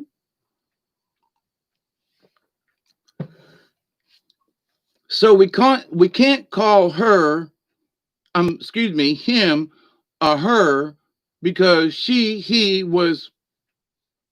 Let's move on. But you see, this is the kind of chaos, and it was all over the news the other day. And how these transgender people need to fit in our society. And there's a bill, I can't remember what state, for example, that says, for example, a transgender man who thinks he's a woman cannot go in the women's locker room. Okay. Ain't happening. And so you can claim all you want to, but you ain't going in the girls. And a girl, of course, the guys wouldn't care, but a girl can't go into the guys' locker room. No, if you were born like this or that, you can't go in either of the others. No, got to set up a separate bathroom or whatever. But the co-mingling, men going into the girls' locker room, are you kidding me? Here's the other side of it. Here's a guy who says he's a girl now. Okay. But then goes out and runs track. Now, because he's really a guy, he has literally run the crap out of all the girls and he wins. Now, is that fair to all of the true girls on the track team? The answer to me is, oh, hell no. And I ran track. Oh, hell no. Mm-mm. No, no, no, no, no, no, no. So if now if it, there was a college game I watched yesterday, and there's a female kicker. Great, I mean it. And there are a couple of the line judges officials who are women now in the NFL and also in college ball. I think it's great. I really do. Because I've met I've known some tough women in my day. But here's the thing, though, out of respect, but I'm a girl. You ain't going in there. Sorry, you got dangly parts. You're not going in there, or you don't have dangly parts. You're not going in there. Just for the people who do relate to being men or do relate to being female. It's not fair for the rest of us to have to, for the girls to have to put up with your dangly parts or the non. It does. It should. You that should not be imposed on us because you feel that way. Now, I can understand why you feel that way, and it's okay, but you ain't going in the girls' dressing room, dude. Sorry. But I'm a girl. Don't care. You got dangly bits. That's it. Period. And so they want to legislate that. But in that, they say, but they will have to have a third bathroom for anybody who doesn't fit. If well, I'm a transgender, then here's the transgender bathroom. It's not the girls and it ain't the boys. It's anybody in between. That's your bathroom. Well, but she says she's a guy, and the guy says he's a girl, but you both say you don't care, and so then there you go. So transgender bathrooms, but then can a guy go in or a girl go in? But I agree with that. Guys should not. You can be a girl all you want to, but you ain't playing basketball. On the girls' team, you're not gonna play. You're not running track. You're not running the hurdles. Sorry, dude. You ain't doing it. Um, you want to run track? You got dangly bits. You go with them. That should just be fair to the rest of the freaking world. Now, so we have to adapt to all these things socially. How are we going to do it? Are we going to do it with anger, bitterness? I try to, I've tried to talk to my granddaughter for years about this stuff and, but what's fair over here, what's this over there. And she don't want to have anything to do with it, but she wants her rights to be public and to be out there. And everyone should look at her and her values and her lesbianism and all that kind of stuff. And I say to this, she's on the Biden bandwagon. If we're all supposed to get along, then why are you so vehemently against us? They hate men, but she tries to be one. Isn't that ironic? So in my world, in the old days, you just were that person. Well, I'm a lesbian woman and I prefer to have my hair bobbed and okay. And we know who you are, and that's okay. All right. Nobody's gonna pick on you or whatever. And then there were the little fairy guys that danced around and looked at me, and we knew who they were. As long as they didn't interrupt us or get too flamboyant, either way, they were accepted within our groups. No problem. Before all of this stuff, 20 years ago, it wasn't like this at all. There were still gay people, men and women. They still went in their respective bathroom. They still did the thing. They didn't complain, and they didn't feel like they were being oppressed. So, whatever has happened in the last 20 years about we're all oppressed has developed from those few people. Okay, come out of the closet. Okay, get married. Okay, well, I want to get married in the Catholic Church. Sorry, they don't do that. Well, the Catholic Church should change its laws. No, it shouldn't. It says their laws, their rules, no gays, no marriage. Now, go to another church who does. But I want to get married in the Catholic Church. They should change the rules. No, you should follow their rules. But but our rights are being infringed. Well, what about the church? Well, what the church should do. What about them? That gay couple that sued that bakery because they wanted to have them do their gay wedding, and the people behind the counter said, "Sorry, we're Christian, and we don't believe in gay marriage, so therefore we're not going to bake you a cake." And they sued them. And why not just go to a different bakery? Okay. So this idea of the smallest of specks of dust are stopping things. There are people out there who think you must look at me because I'm more important than the rest of the world. And that really isn't how it is.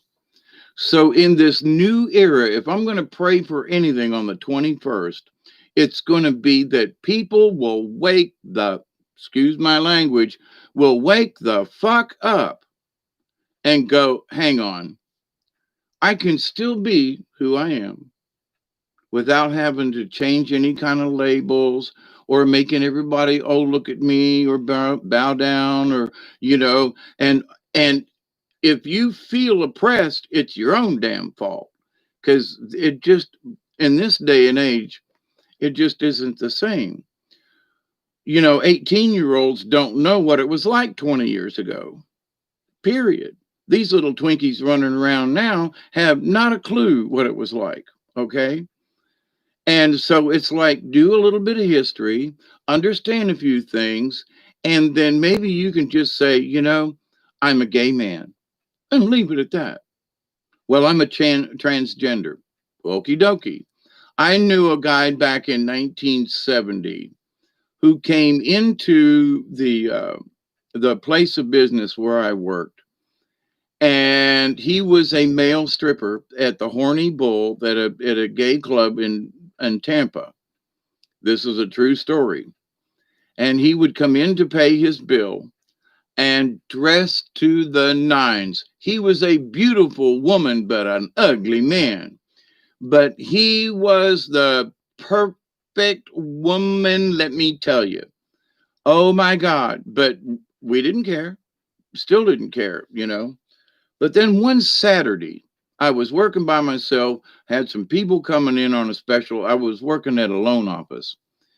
He came in to pay his bill, and I turned around to go do something, and he had slipped behind the counter and had stripped naked on the floor of this, like a Franklin Financial thing, and behind the counter. And I'm like, dude, what are you doing?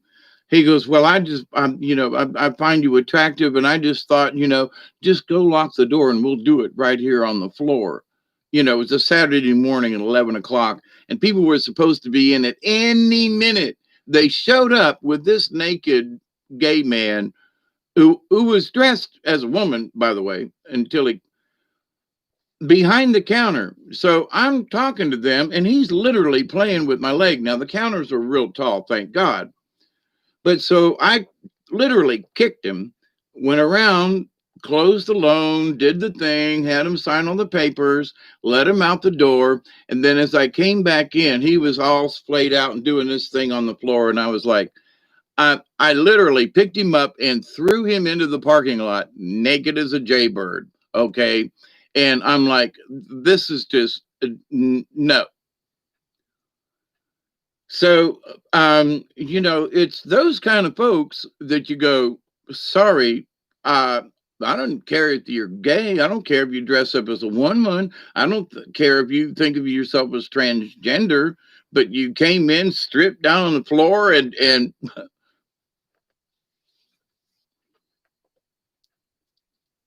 now I don't know what it is about me.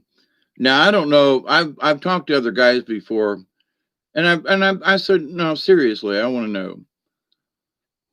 Have you been hit on by many men in your life? And they look at me and go, "What the fuck are you talking about, David?" I'm just asking because I've had a lot of men hit on me, and I'm like, ain't looking for it. You know what I'm saying?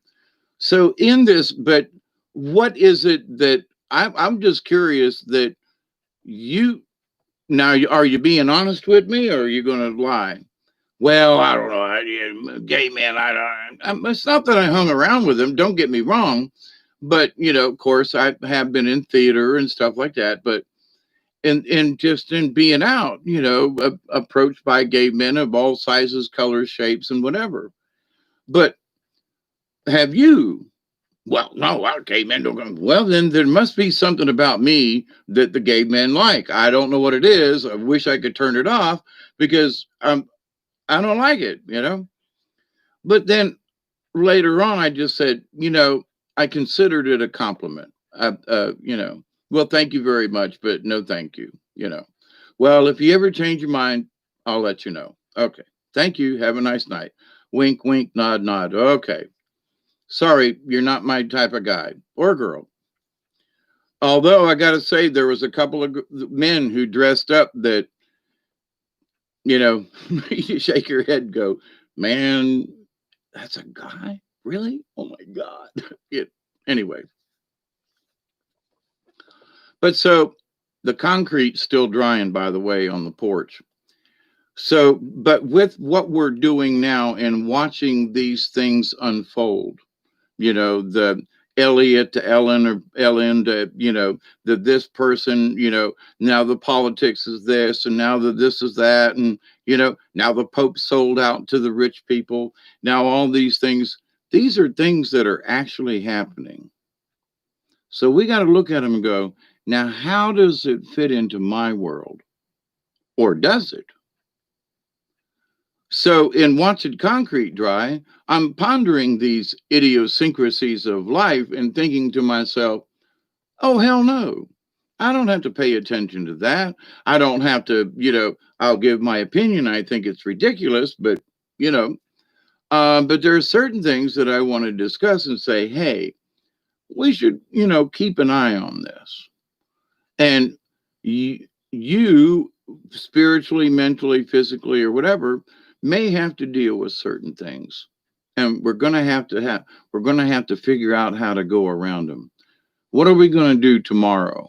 If the Electoral College does this and the Supreme Court, what are we going to do? We're going to watch concrete dry. Why? Because we're just going to have to wait to see what unfolds before we can test it to see if the concrete's done. Is it dry yet? Well, I poked my finger on it. Ain't ready yet, is it? Nope. So with what's going to unfold to all of us on this planet for the next, at least until the end of January, it's going to be interesting. So as the old timers say, don't get your panties in a wad. And as I've been saying for a long time now, get yourself in that inner tube because the waves and the energies and the craziness and the chaos is going to try to affect us all. So maybe on the 21st, what we do, I know I'll be involved.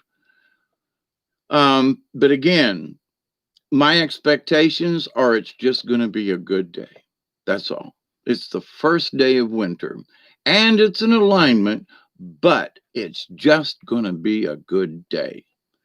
And as far as expecting fourth or fifth dimension, nah. I will accept it if it comes.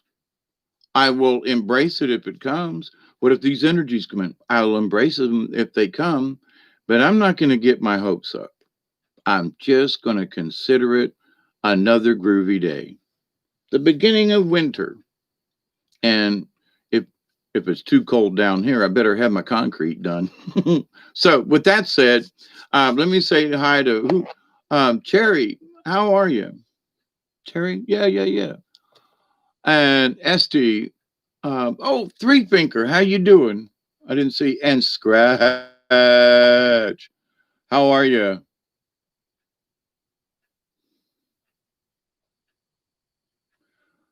Three finger. My boyfriend always says that. I think I know what you mean without going back into it. It's good to see you all this morning. Ray, pyramid just gonna have to do. Yeah, okay. I got went back up. Yeah, hi everybody. Good morning to you. 3:27 a.m. here in South Georgia, and we're watching concrete dry, literally outside my on my on the porch that I'm making. So it's literally I'm watching the concrete dry. So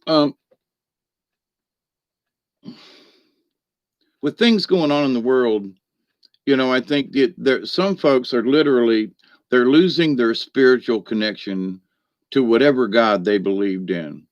There are Catholics who are just like ripping their hair out, and there's one particular channel. I can't remember the name of it. The Remnant, something. Anyway, and it's Catholic based. Okay, but there are folks my age who are talking about what has happened with the church and that they have tried their best to stay to true Catholics, where I gave up, years ago.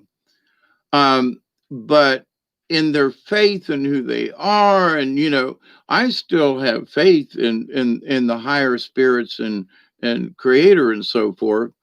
Not necessarily more than these people, but I knew that the church was messing me up and my spirituality. And so, but in that, these folks want the church to be what it used to mean to them back before they changed everything. The Second Ecumenical Council, Vatican II thing, and all this stuff. And what the Pope, the current Pope is, what Ratzinger, he's supposed to be still alive. He's still the Pope. Francis is just he's a Jesuit. The Catholics kicked the Jesuits out 200 years ago. They're back. So all of these, the church has been infiltrated literally by evil. Okay, look into some of these Jesuit things, and their agenda is not nice. So the Jesuits are selling the Catholic Church out. Jesuits having nothing to do with Catholics. Okay. And they're selling out to the Bilderbergs and all these, and we're going to be, and all this is happy go. No, it ain't. It's another world order we all got to follow and get along. Now, here's the ironic thing. I really do want us to all get along. But these folks have an agenda. I don't. And this idea that, that came out here this last week, ET doesn't want to reveal themselves because mankind ain't ready. Guess what? They're right. Why should ET show up? People throw rocks or lemons or turds or whatever, like monkeys in a zoo. And people want to get out their rifles and shoot them and start a war. And oh my God, are we ready for this? No. And the folks up there circling around are looking down, going, I don't think so. Hey, Bill, you want to go down there and meet these rednecks in Georgia? No, we ain't going. No, now us rednecks in Georgia might, be some of the bestest people for them to land and say, howdy, how y'all doing? You want some collard greens and, and some cornbread? And they might take us up on it. But the idea, though, that higher beings are looking at us and going, there's no freaking way, And many of us have known for a while. Why are we trying to get ourselves into a higher vibrational standard? Why are we here talking with each other like this? Because number one, whether there's aliens or not, we want to have the best vibration. So whenever we die and pass on from this earth, like Brian Barnett, our dear friend, that we have enough vibration that the transition happens easily without us having to go into school or purgatory or to kindergarten in the spirit world. My granny made the transition easily. My adopted mother, she had a hard time because she just carried all this gunk with her right to the end. And it was not easy for her to make that transition. Where Granny, on the other hand, beautiful white light just crossed right over. So anyway, so this, but in the grand scheme of our energies and how we react with each other, there are higher entities that are watching us. And the bad guys are looking at us going, see, we told you. We told you that that human beings were a bunch of, animals and squalor and everything. We told you. Our side, if you will, are trying to say, hey, look, we have a free will, yes, but we also should be moral individuals. So that, well, I can do that, but should you? And so to be of a higher spiritual person, you say, listen, I can get drunk if I want to, but should I? Well, I could still have a drink. But yeah, but I'm going to get plastered. I'm going to get drunk and I don't give a shit what anybody. Moral compass. So that's for another video, moral compass and that kind of thing. But in this whole scheme of watching concrete dry, we have to step back and watch the fluctuations of how these events are changing, because they are. They're in some kind of flux. And at some point, I'm hoping in the future, in the near future, maybe the next couple of months, things will solidify and will become concrete so we can depend on them and we can go walk on the sidewalk again without leaving prints or, you know, concrete on your shoes is really tough to get off. Concrete will stain you and burn you. And anyway, so in watching concrete dry, meaning our future events for the next couple of months, before you go too crazy and you say, well, there's nothing else I can do because I'm watching the concrete dry, I say this as a person who's mixing concrete. Well, there's stuff to do. You clean up around your area. You make sure that everything that has concrete on it gets washed off. You prepare the area, you cover up, any open bags that you've had. You prep things, you get other stuff ready. You make sure that the concrete is drying properly and everything's still lined up. There are things that you can do around it, okay, while watching it. So, with that said, in our own society, or if somebody's given us a hassle or something, there are things maybe we learned how to speak their language or learn how to, for me, how to learn how to control our temper or how we react to people or don't react to people or whatever. So, I want to do better. The 21st is coming. Let's just use that as an excuse, if nothing else. So I want to try between now and the 21st, which is coming soon, that I want to do better between now and then. I'm going to do a little bit of inside homework and find out where all this chaos has gotten my brain recently. And maybe, just maybe, I have been watching the concrete dry, but haven't made any preparations for when it does dry. What's the next step? Well, everything's in flux right now. Well, okay, we'll keep an eye on it. Let's not step in the mud. But when it stabilizes, then what are you going to do? Then what am I going to do? What are we going to do as a society? When one way or the other, whatever solidifies, that's when we say, okie dokie, gang. In the meantime, we can still pray. We can still give honor to the universe. We can still do our own internal homework. And we must be honest. We must be honest with ourselves. If we've goofed up, admit it, say, sorry, I'm going to do better, and then do your best to do better. That's all. We can't drag anything forward. And we're coming into a new year. Who wants to drag shit into next year? I don't. So Let's make up our minds now. Hey, mate, just here listening to you while I do housework and stuff, laughing my ass off. I'm, you're welcome.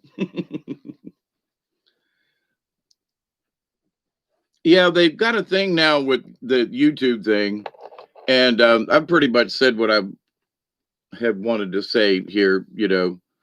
And this was just sort of a topic in that, we have to watch this stuff. And a lot of it, I'm here in Georgia, and they went ahead and signed off on the vote, and I'm like, but there's all this evidence that the machines in Georgia, they put 100 for Biden and 100 for Trump in the machines, and they should have come out 100 for each. They didn't. There was 90 for, and 110 for Biden or whatever it was.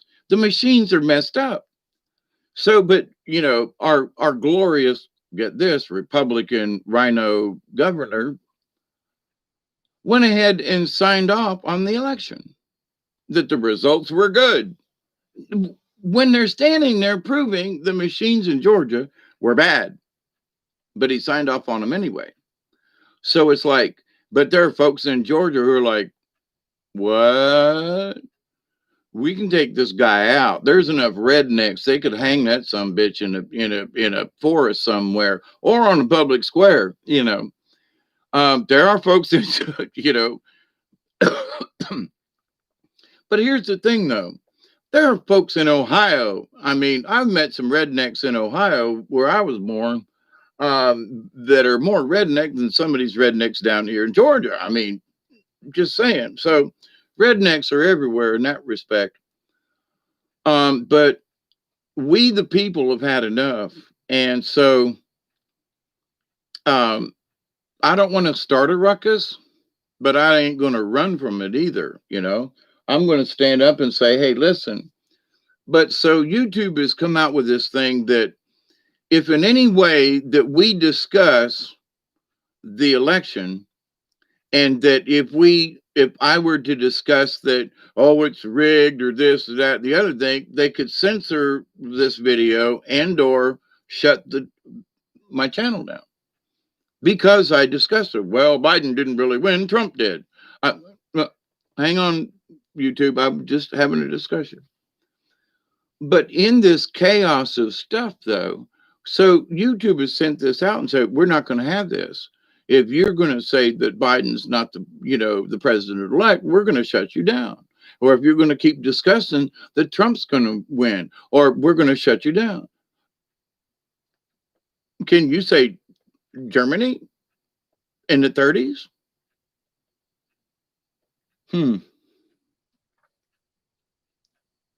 Now, they are a corporation and they are, quote, privately owned, supposedly. That's why some of this stuff that is so public, somebody needs to go in there. And I'm sorry, but if I want to talk about butterfly poop, I should have the right to. And if I want to say that no, butterflies don't poop, they excrete in it,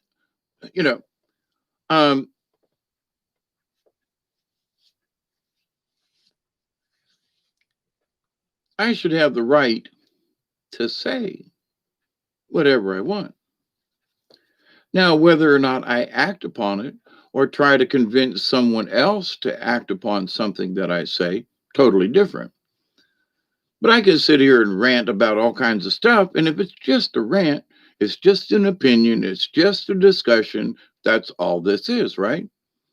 But if someone else makes the determination, he mentioned the virus, he mentioned vaccines, he mentioned the president, he mentioned Joe Biden, but I mentioned it, yeah, but I'm concerned about the elections in Georgia. Now, but does that mean that if YouTube, if Bob in there hears it, that they're going to take this video down, because I'm discussing it? No, but wait a minute now. But so we're in some really strange times. So I talked around it. and we can talk around it. If we can talk in code, and Bob or somebody's going to have to figure out what that code is. If I tell you that, for example, that the B and K, this is code, that the B and K admin, okay, versus the T and P admin, current admin, you would know what I'm talking about, right? Because the B and the K, well, actually, I guess it would be an H, but and then the T and the P, current admin. Did I say anything? No. Admin, admit what? So B and H are the ones that we're like, no, you're not.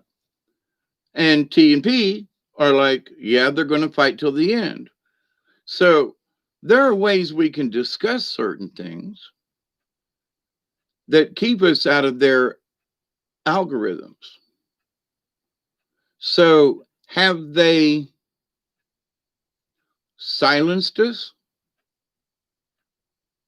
Or have they silenced certain words that we use?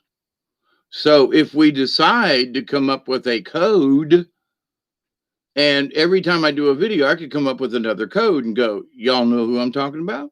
Now, so the person who may sit through an hour and 51 minutes of a video to find out whether I have come up with a code about individuals or circumstances, or, if I say, El Pupo, well, that to me is the Pope, El Pupo. So if you know that I've talked about El Pupo before, then El Pupo was at it again. Him and his cronies, meeting cardinals. Okay. So we can discuss these folk in an obscure kind of way and still have a conversation that their algorithms aren't going to pick up. And somebody's going to have to listen to these daggum videos in order for them to go, well, who is he? Is he talking about Trump and Pence? I don't know. He said T and P. Well, that could be Tampa Police Department. It could mean a lot of stuff. What is B and H? It's the B and H Railroad, for crying out loud. But he said the admin what? But what is admin? Well, it's short for administration. Is it? It could be something else. We can. You see what I'm saying? So now there are people who are jumping up and down about, well, YouTube won't let me talk about this. Yes, okay. They won't let you use certain words, but you can still talk about it. It's how you decide to use the terminology. So if we all, and like I said, each video could have its own code. So there's no code between people. But, if they want me to stop talking about the Pope, this is what I feel about that, right? Whoops, Bob, that wasn't meant for you, it was meant for somebody else. But anyway, so did they see that and say, well, he shot a bird on camera? Oh my God, we're going to censor him and we're going to take his channel down. Okay. If that's the way it's got to be, okie dokie. But I still say we can still talk about these people. Back in the day, the Jewish folks in Germany, they talked about the Nazis without calling them Nazis. They talked about the SS without calling them the SS. They knew by looking at each other who they were talking about. Those guys with the well, they were they were in the ghetto again. Did you know that certain families were taken? Really? Yeah. And it was those guys again, those people. Oh, well, they know who they were talking about, but they didn't specify. It was an understood. And in this day and time, I think there's enough of us who understand what we mean when we talk about certain things without spelling it out where it'll show up in their algorithms. For God's sakes, people put in the title of their video, YouTube is blue. What? They're asking to be shut down. Well, but I have the freedom to say these things. Sure, go ahead. You don't know how to play the game then, do you? Um, like censorship. Censor could be, spelled with an SENSOR, censor. Okay. And ship is a ship. You spell it in two different ways. Censorship. Are they catching it? Well, it's kind of close, but rather than use the YouTube censoring people in their title, and then they wonder why they get picked on. Come on, use your noggin. They're trying to create it so that you have to be able to play their game. Oh, I can't use those words anymore. Let's see how creative I can get in. About, the B and H folks. Oh man, how stupid and crazy are they? What do I mean? What do you think I mean? What does what does Bob think I'm talking about? It's inferred. It's implied. But they can say, but he said, but he meant these. Are you sure? No. Then how can you say that he did? Well, I think he inferred it. Yeah, but he didn't say it, did he? Well, not really. Well, then, okay. Not guilty. There are ways to play the game. We have to be creative. We have to be able to bob with the times. And okay, do their directives and their antics piss us off? Of course they do. Is it ridiculous and underhanded? Of course it is. But is it so? Do we just say these people? We already know they're mean, wicked, bad, and nasty. Okay. So they're just playing another trick on us. What did you expect? That they were somehow going to start playing nice? Oh, yeah.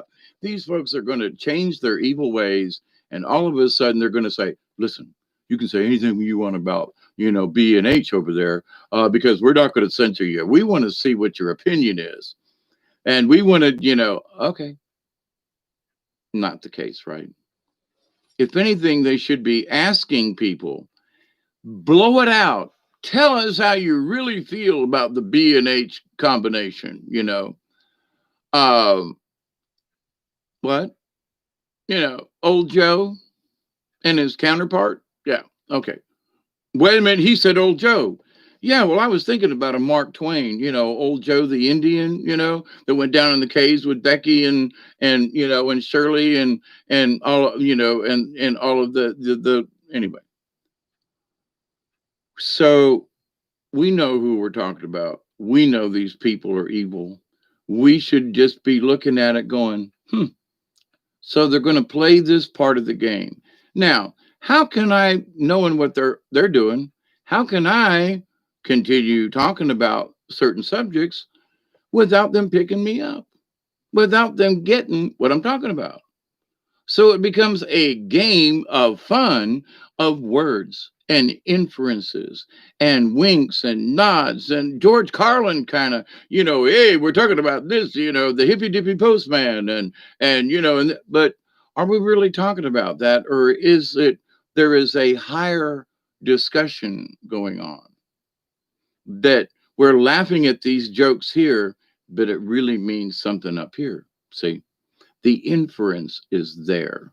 That's the subtext. It isn't really said, but it's implied. That's how we get around this. That's how they've been doing it for centuries. Punch and Judy, I'm a puppeteer and storyteller, right? So Punch and Judy was so popular back in the day because the two puppets could talk about the king and all the nastiness and get away with it. Okay. Where if two people on the street had the same conversation, it'd be off with their heads. Their head would be in a basket in no time. But Punch and Judy and the it was like Moliere. He was a French playwright. The Doctor in Spite of Himself. It is one of the funniest plays I've ever read. And having played one of the characters, it was great. And the inferences to the rich and the poor and the this and the that and and the wife beatings and it was it and that was back in the 1600s. So this idea though that people have been discussing politics, the king, the queen, everything, but using different methods. Puppetry, a story about someone, and we all know who they're talking about. So it's been going on as long as there has been censorship, there have been people to figure out a way around it. So I say, hey, this is just another part of their game. They've been playing this for centuries. When in Rome, do as the Romans do. Pay Caesar his what is due, right?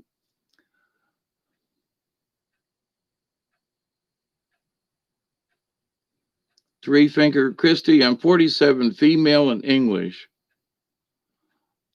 Interesting. I'm 68 and I don't know if I'm female or not. I'm kidding. Uh,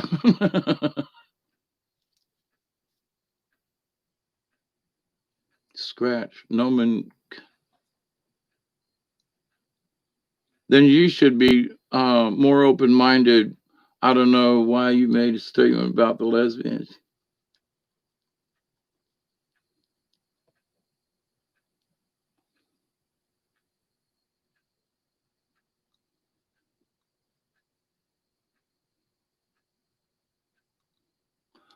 Yes, Three Finger. I had a friend of mine. Her parents were both lesbians. And it was very difficult for her because it was like, so what about your dad? Well, I don't have. Well, your dad is well. And and here's an interesting thing, Three Finger. The partner that had the daughter, her last name was Fink. Her name was Robin Fink. Interesting point. Um,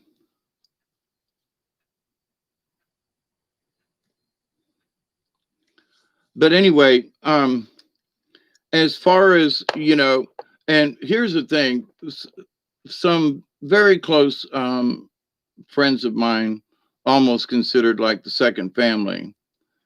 The oldest boy was a true bitch. He was a leather wearing, and he was very much into kinky harm, BSMD, all that good stuff. Here, let me spank you, let me hurt you, let me hit you, and let me make condescending remarks. It was horrible. It was horrible, and the constant, grabbing of my ass and other body parts and stuff. It was horrible.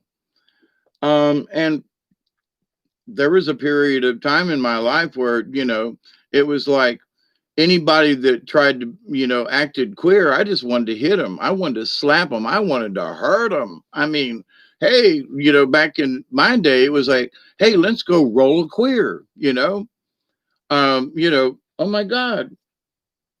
Now that was just uncalled for back in the day. But there were guys who would drive around in the neighborhood at 2 and 3 o'clock in the morning. Now, us kids, we're supposed to be camping, out riding our bikes and doing shit at 3 in the morning we ain't supposed to be doing, and going to places we ain't supposed to be going to. But here are these guys riding around and, hey boys, come over here, and they'd be having their stuff out, masturbating, come over here and talk to us. Now that ain't right neither. You know what I'm saying? But that don't give the person the right to like pull them out of the car and beat the shit out of them either. Although there was a time that I was about ready to do that because of what had happened to me. So, but that was in the 60s and in the 70s and probably rolled into the 80s. But then things started changing. But the the people that I knew who were gay men were very forceful, let me say. And that just, hey, look, I'm a guy, you're a guy, I like you. How about you and me? No, sorry, not into it. No, I'm saying you're coming with me. No, I'm not. Yes, you are. That ain't right. That's rape and molestation. Raped, molested. Yes, I was. And for whatever reason, guys like me. But the idea, though, that, and a lot of therapy, let me tell you, to get over that and not feel guilty. But at the same time, I didn't want to get beat up and God knows what else, right? So I think there is still a lot of that going on, but because being gay is a lot more open, they've got bars and there are guys that are like really flaunting it and they get up and do the thing. Okay, me, you know, um, if two guys want to get laid, they can find each other. That's all there is to it. But anyway, but there have been a lot of horrible things that have happened to people that have had two men as but the two lesbians with the girl, they fought and argued all the time. And I don't know, they both wanted to be the man. It was horrible. And, she couldn't wait to graduate high school and get away from it all. So, but anyway, yeah, it's not easy being gay. So if you're a child of them and then stand up for rainbow warriors because they carry weight of the world, two spirits. I grew up with straight parents and they had bad fights. Your complaint is with the bullets, not the lesbians. Bullies. Yes, absolutely. It has nothing to do with their choices. It's who the people are or were.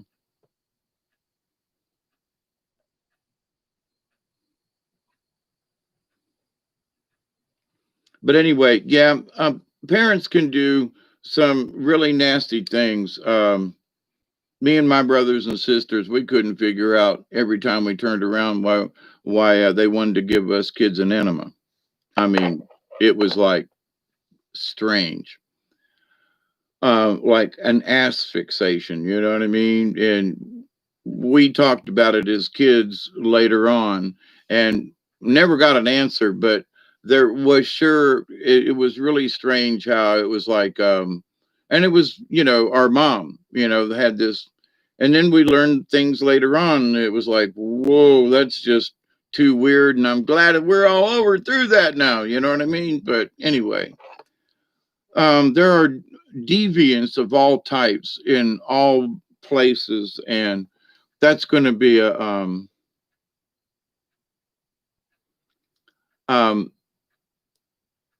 yeah. I will stand up for anyone that's not a bully. Absolutely with that, Christy. And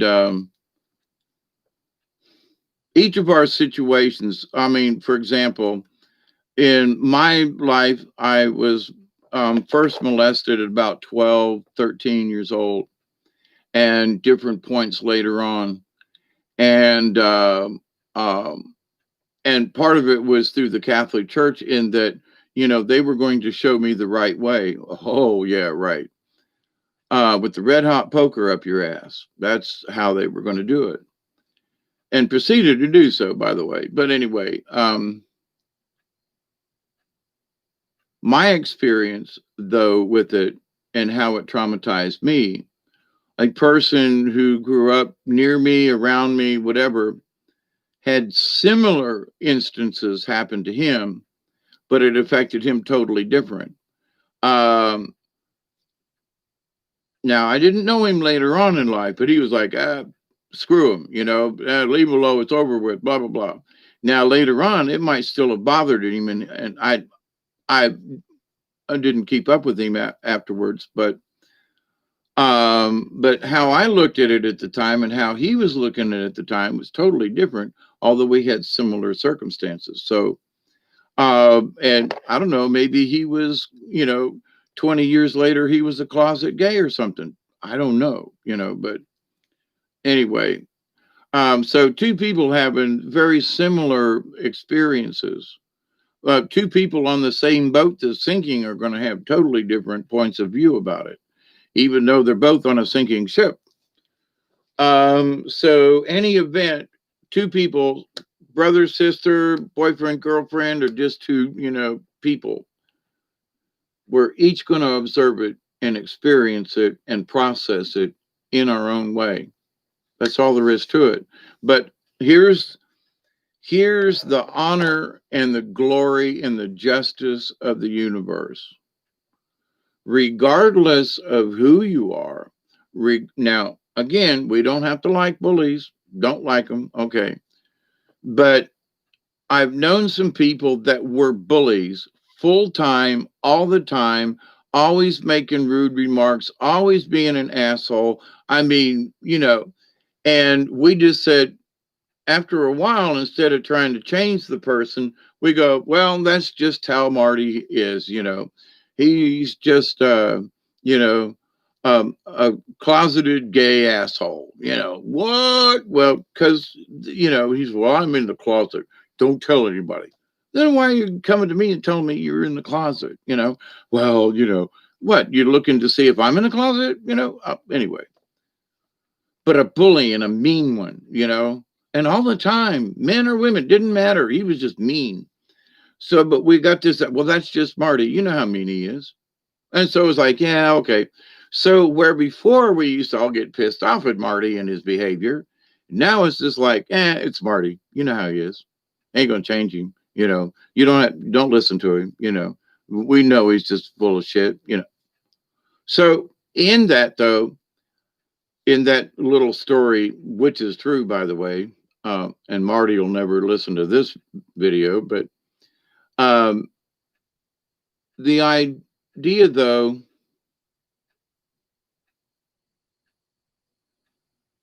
that we can accept him for being an asshole and a bully. Don't like it, don't. But in his world, that's who he is.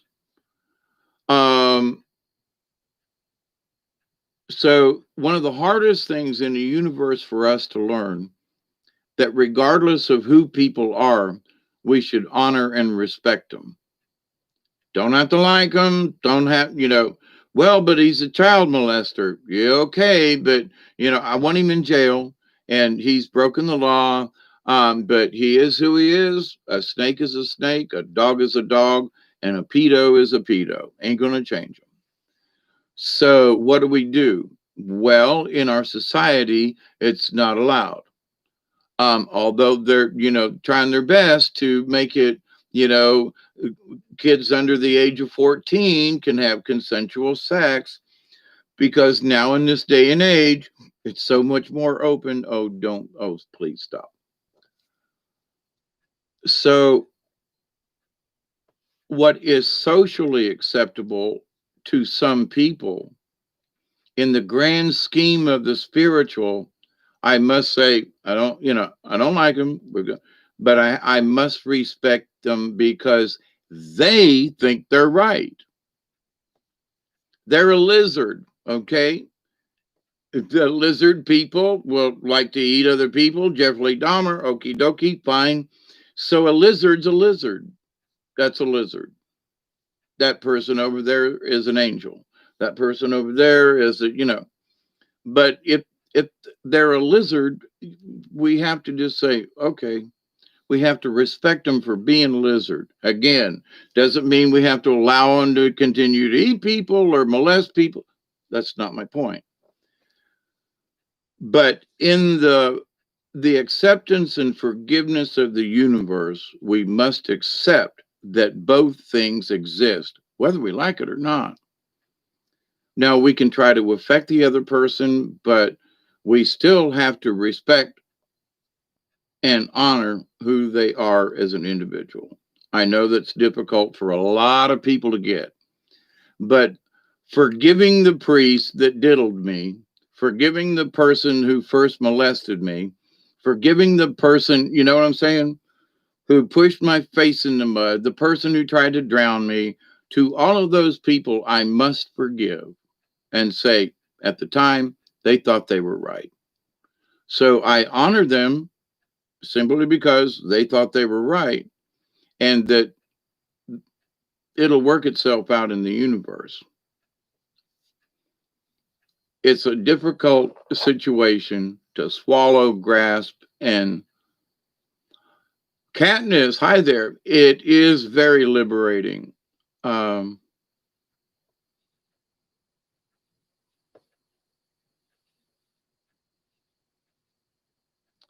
I have no anger or bitterness towards anyone. It was an experience I went through and I learned a great deal from it. Time for you to have a reflection and use your experience to evolve, world not play into old. Hey, Michelle, I was wondering if you was going to show up. 4 o'clock in the morning. Three finger. I was very young. I saw things I shouldn't. Yeah, that happens, don't it? And there ain't a damn thing we can do about what has happened, but we can keep an eye on the future. We can recognize, okay, so this idea of, forgiving those who have harmed you, uh, you know, um, to forgive someone who's molested you or raped you, that's a different, been there, done that. You have to go, oh man, wow, that's a strange place that I have to go and reflect. That's a strange lesson. Yeah, but he hurt me. They did this, they affected me, they screwed up my life. And yeah, okay. But I gotta honor that person, even though he's a creepazoid. You have to honor his creepazoidness, even though it's not acceptable. I know it's a weird, okay. It is a really hard lesson. Now, I can honestly say that um, it gets easier, but it also gets weirder. Okay. Well, I'm supposed to, this person's a bully, so I'm supposed to honor them as a person, but they're a bully. I know. Well, but okay, this guy's a Nazi. He's an SS trooper. Yeah, but he thinks he's right. That's the point. He thinks he's right. He thinks I'm the one that's wrong. Okay, differencing of opinions. But at the same point, I somehow must respect the fact that he thinks he's right. So in his world, I'm the one that's wrong. So, but does he have respect for me? He can't do that. So the lesson is I see my point of view, and I see his point of view. And even though I don't like it, I can respect him because he's an idiot, but okie dokie. I can. And then I look up to the heavens and I go, what a strange universe we live in. But there are pros and cons. There are alligators everywhere, there are snakes and vipers. Not all snakes will, bite you and kill you. All snakes will bite you at some point if you try, I had an oak snake get really pissed off and because I took the egg out of his mouth, literally, a snake egg, and I said, you ain't taking my egg," and pulled it right back out of his mouth. He was not happy, or she. But anyway, so with all of this said, and with all of this, I seriously have to go check the concrete outside, and I can't take all this contraption with me. Plus, old man, I've moved bags of cement and dug ditches and stuff today, and I got a cramp in my back, and I gotta take a walk. Also, old guy. It's been 2.5 hours, and I gotta go pee. And let's say hi to Bob.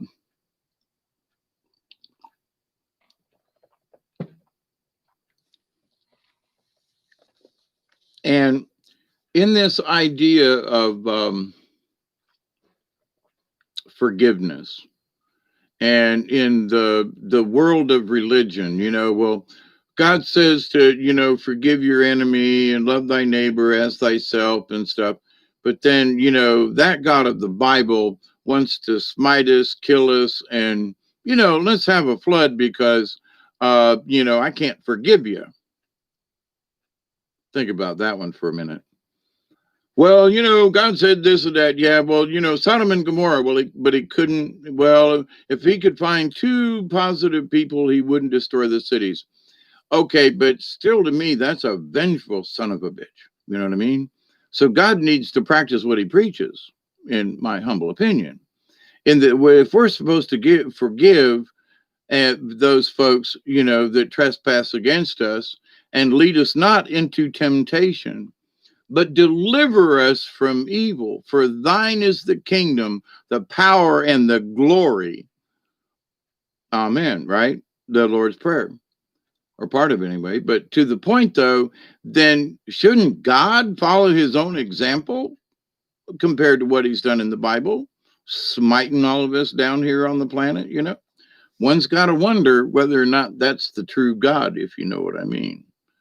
I don't subscribe to that person or entity or whatever. But I respect the fact that that God can exist in the universe where there is a creator of that God. How about that one? So, but in the forgiveness of this, so I have to forgive that God of the old Bible who crapped on humanity and who drowned people, and or did he actually make the flood? Or did he warn Noah that there was going to be a big earthquake, or that there was going to be an asteroid to hit the planet? And you know, or did Noah just want, he just wanted, a great big boat. He was going to start a zoo. You know what I mean? So in this understanding of God and the universe and where do we all fit? Well, I have to forgive my neighbor. Who says? God says. The Bible says it, but God doesn't. He doesn't forget. He takes revenge. So should we take revenge on people? Should we use his example and smite our enemies? Well, I think over the years, that's what people have done. They've taken the Bible to use for their own, well, maybe God did it, so we can do it in his name, right? The Crusades is what I'm thinking of. So I think what's going on right now is a type of crusade because they're challenging people's beliefs, but they want everybody to jump on board with theirs. Come join our train. Come join the Vatican. Come join the Muslims in prayer. Let's all go around that big black monocube, that cube thingy. Ain't that strange though? Just that great big black cube and to go around it, that's just weird. But Catholics do weird things too. So, but the idea, though, that they want us to forgive and forget and to include the church, include the this, include the that in all of this chaos now, and what it amounts to for you and me, because we really can't have any effect on it. We're watching the concrete dry. And until it solidifies in the universe a little, here on this planet a little bit more, we're going to be stepping in stuff. It's going to be gushy. Our foundation's going to be off. But one way or the other, it's going to stabilize one way or the other. So, how do we adapt? It's going to be interesting. So, I am always going to.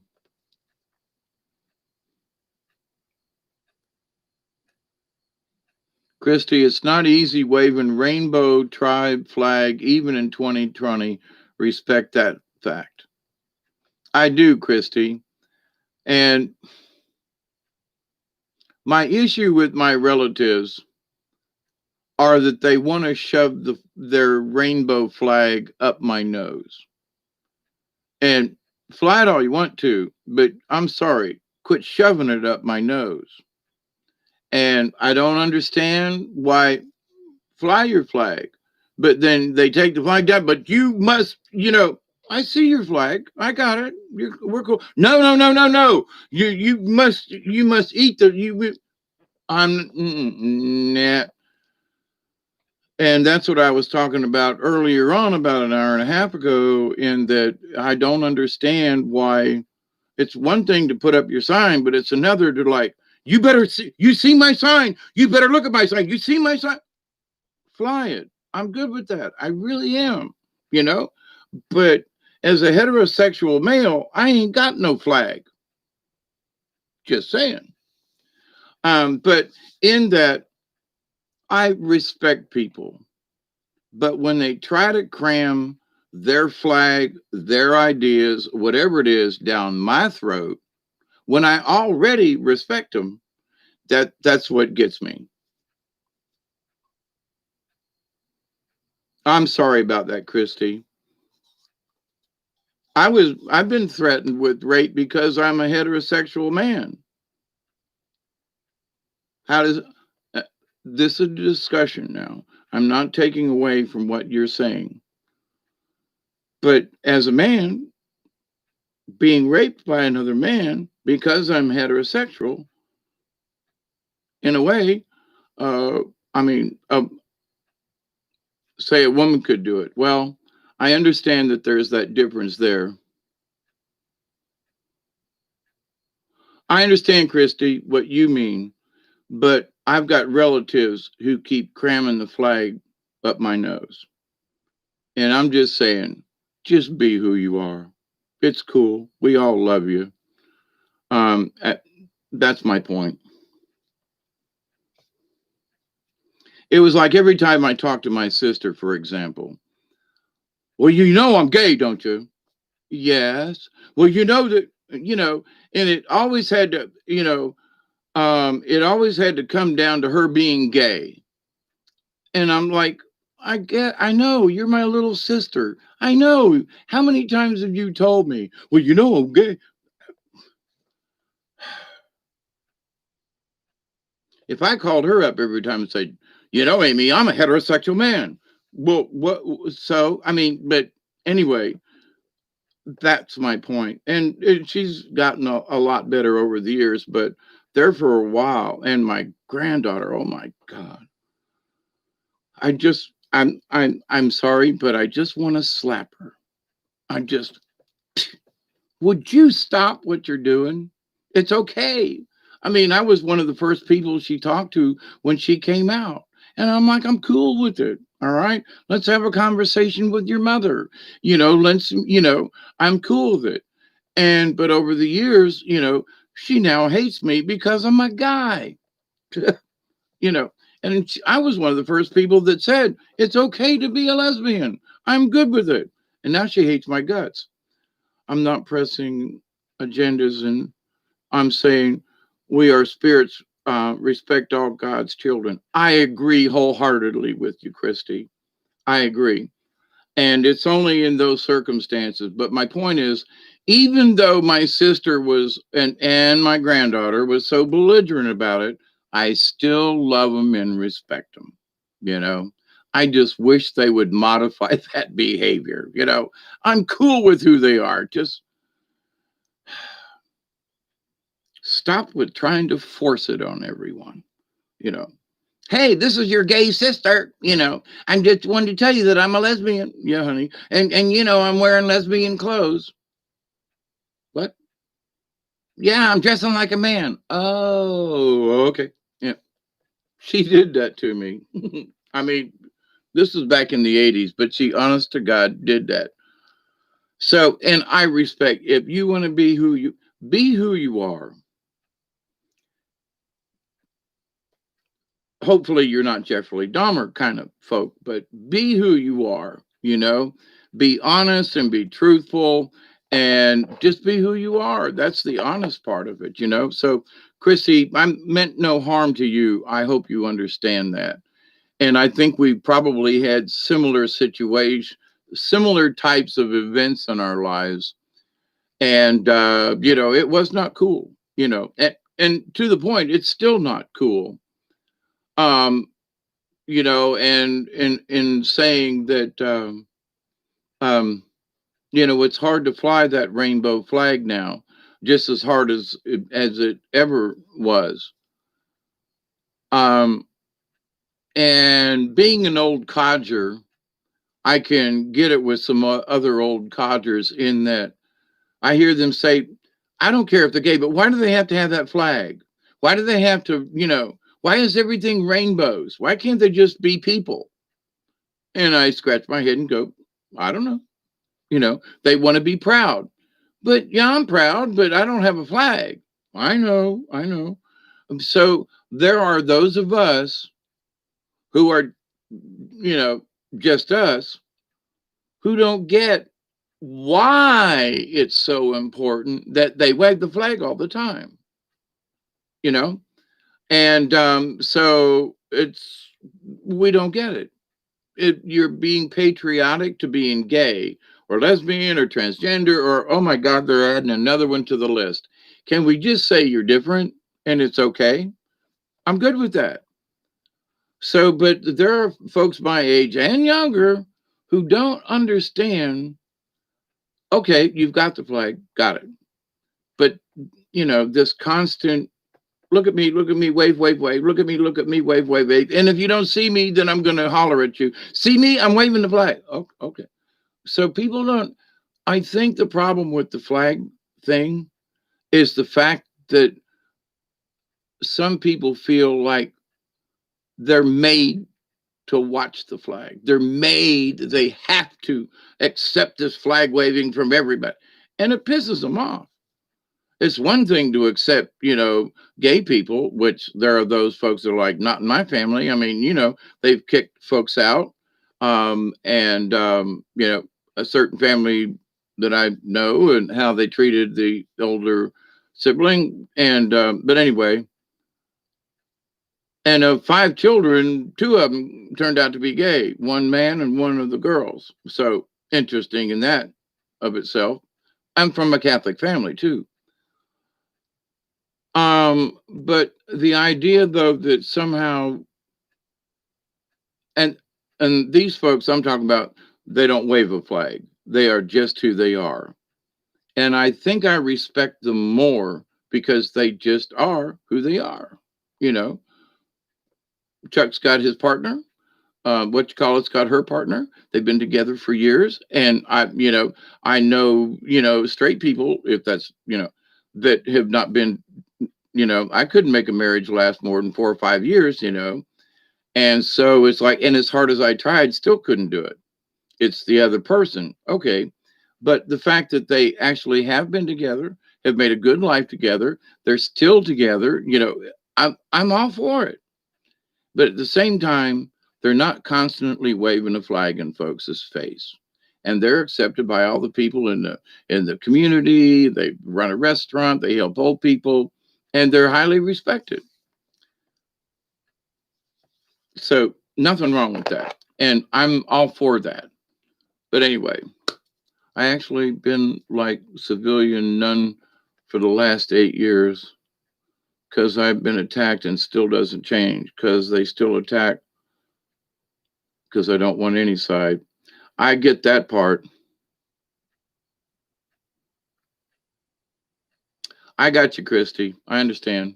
It's all right. See, we can come here and have a discussion.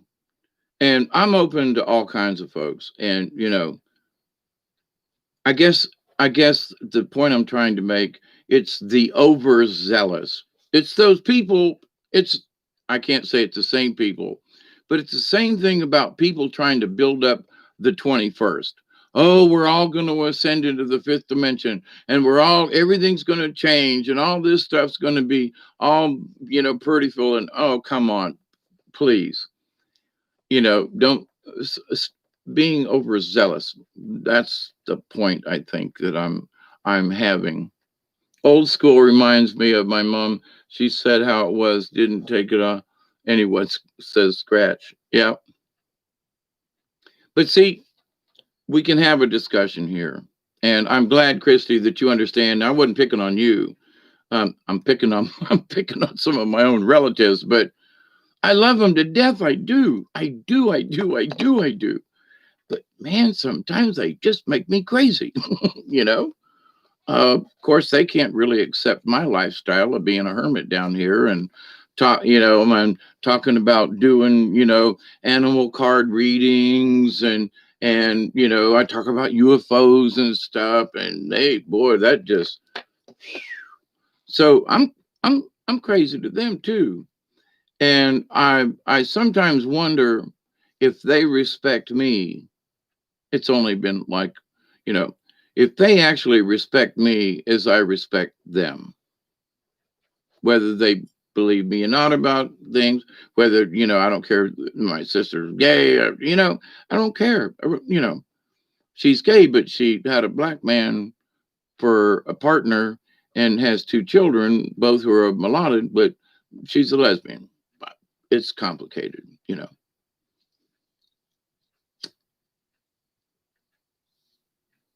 I never could quite figure that out, but I love her anyway.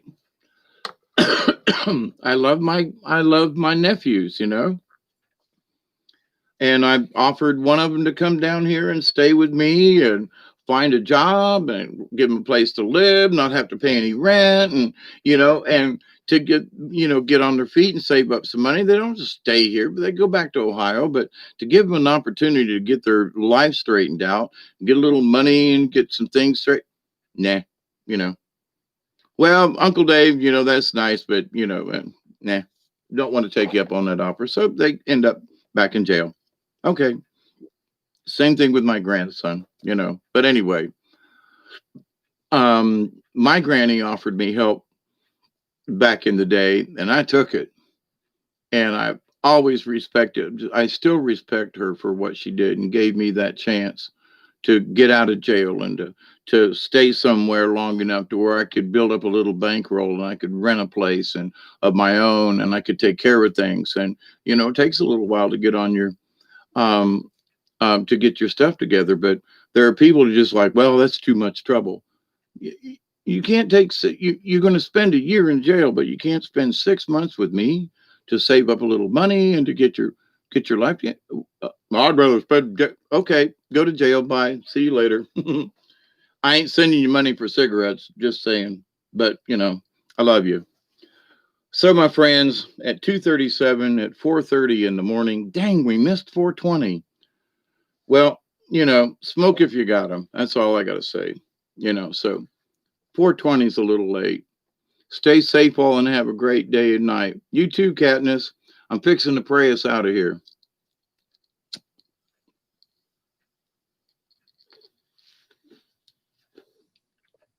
So have a good Monday.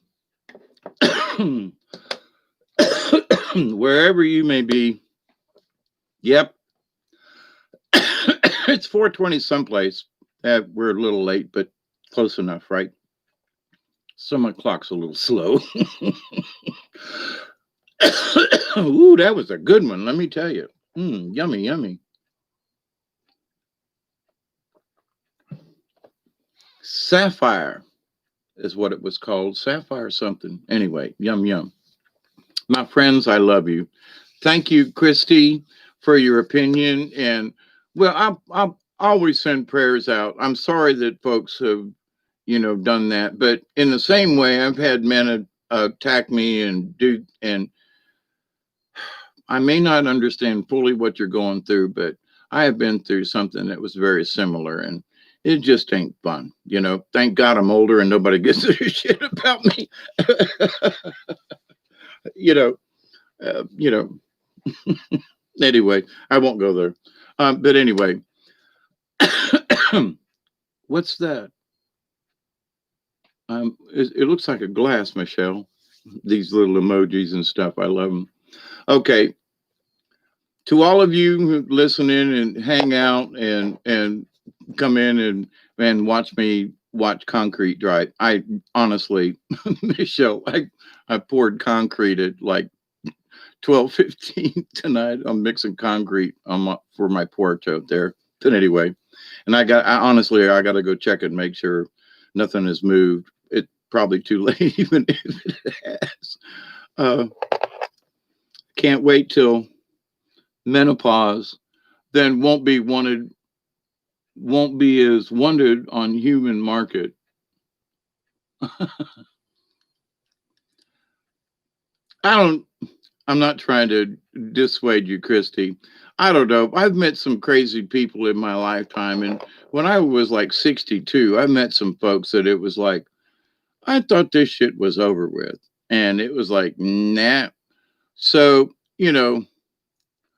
um, I still think that I'm going through womenopause, and women go through menopause and men go through womenopause. We go through crying. Oh my God, I hate you. We go through a womenopause.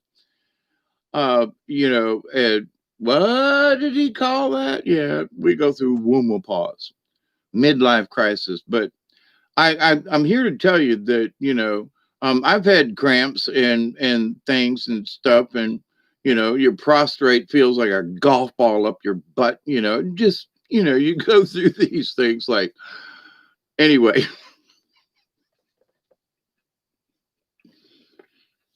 some people like golf balls up. I'm going to leave it there. Wow, whatever was in that red bowl sure was good. I'm kidding, I'm teasing, but you know how the world is. Scratch. It's a hoot. Yeah. Night Owl Gang. I got you. Okay. Um, I really do have my lower back is screaming at me, but I love hanging out with you guys. And Scratch, I can hear you laughing wherever you're at. And part of my job is to, try to bring some, some of that weird George Carlin kind of I'm trust me, I do not consider myself George Carlin. I'm not trying to imitate him. But I grew up with George Carlin when he was on the laugh in doing the hippy dippy postman. And when he was doing stints and stuff back in the 60s, and him and him and Pat Paulson, who ran for president, I think in 1968 it was, Paulson for president, and there was George Carlin and these comics, and anyway, but in thinking of, I guess, the idea of how Carlin looked at the opposite side of stuff, and that the truth was funny, but it was not funny because it's the truth, you know. And he made us laugh at ourselves at the situations that we're in. And vicariously, slightly, I kind of feel that same way. Like, look at the absurdity of this stuff. Now, the thing about Elliot Payne versus Elaine Payne, whatever. The point that I'm making is I don't care that she changes their name, but I don't know how to you can't talk about the person without upsetting someone because the rules have changed to where you don't know what to do. So that's the absurdity of it. People can call themselves whoever they want. I'm Hawkeye Two Feathers. Well, who gives you the right to be that person? Okay, all right. So I get it, but at the same time, I'm not going to get upset if someone calls me, well, you're a fake shaman, you're a this, you're from the Wanabe tribe, you're not really Indian. Okay. But so in all of this stuff and with other people's opinions, the world has gotten so touchy that it's difficult for us to just have a conversation without pissing somebody off, And the whole idea of this thing is supposed to be to bring peace. But the people on the Democratic side, who I think this Elliot, Elaine, or whatever the person's original name was. See how difficult it is to talk about this? And I'm trying to be respectful, but it's so difficult to try to find where that respect is. Because the other side of the coin is these people are looking at us as we're the enemy. Well, he didn't say that right. He called me a she. Well, you used to be. Okay, just saying. A week ago, you was a she. Okay, now you're a he, and you're pissed off if we refer to you previously. Now, for all the shows and everything that she's been in with her female name in the credits, now if she's in, I think, the Umbrella Society or something on Netflix. So this year they're going to put her name in, his name in as Elliot versus, so in her, his, see, in this person's situation, are they going to want to go back in and change all of the episodes and change their name to Elliot versus the pre, you know what I mean? How crazy does this get? And because I want to know how we're supposed to react without pissing people off. You get me?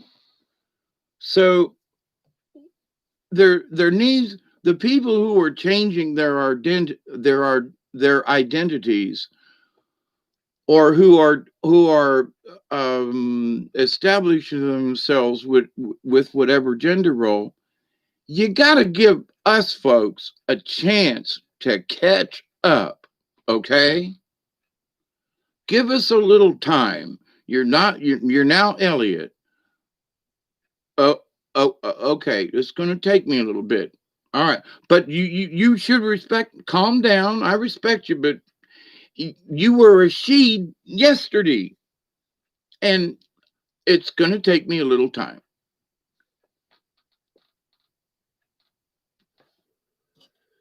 But at the same time, the people who are making the changes aren't giving the rest of us time to adapt. And there's got to be some give and take in there. So in their fervor to convince us I'm now a guy, okey doke, give us a flipping break and allow us to adjust. You want us to adjust immediately.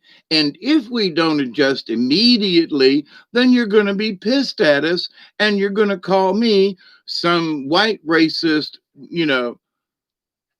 because I haven't had the time to process what's going on. Give us a chance.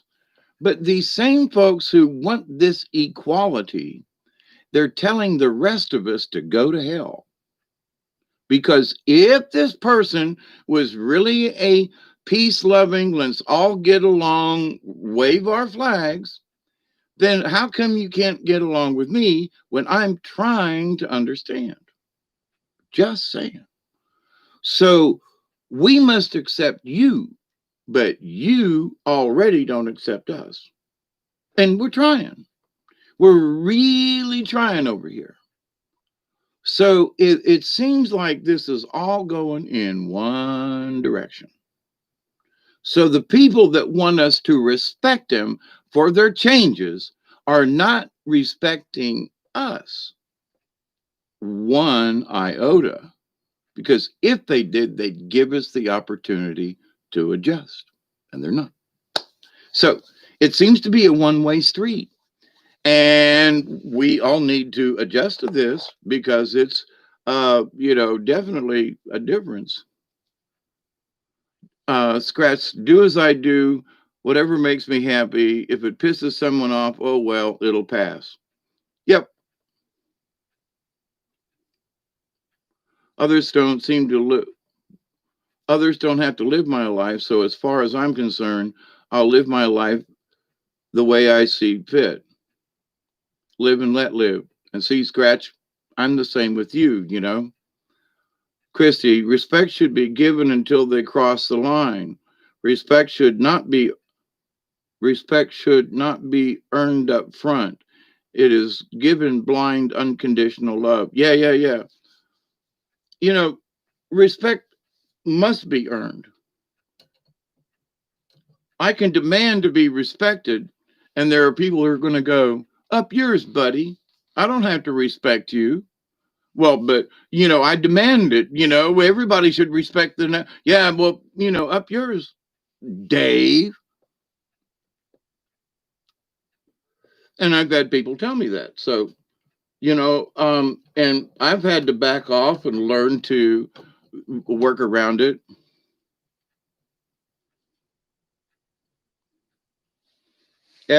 ST, so true. Adapt and adjust. Sometimes it's too much.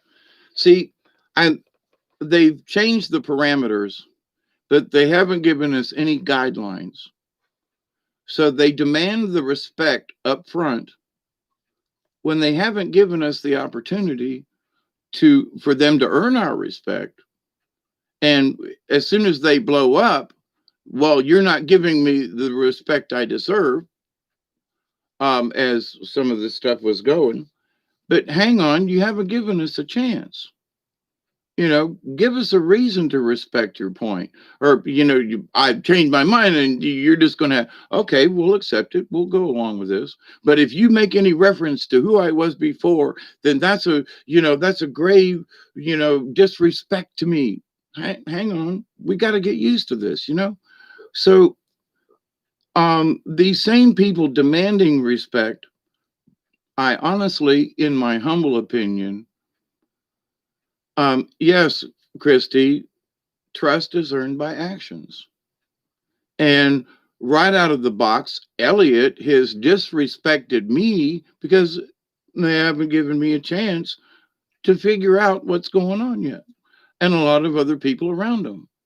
So respect us because we have our own point of view and we're going to do our best to respect your wishes, but allow us the opportunity to do it. Well, no, you must do it now. And that seems to be the general rule of thumb lately. So, and to the point I was trying to make earlier, and here I go, I guess, repeating myself. These people are also Democrats. You see, they're also for the B and H ticket, right? And so that, and everything is supposed to be peace and love and forgiveness, and we're all going to work together. But these people don't want to work together. They want their opinions and their point of view. And if some of us are just sitting here watching concrete dry, trying to figure out what's going on, they're already in condemning us because we haven't given them what they feel they deserve at the point that I want it now.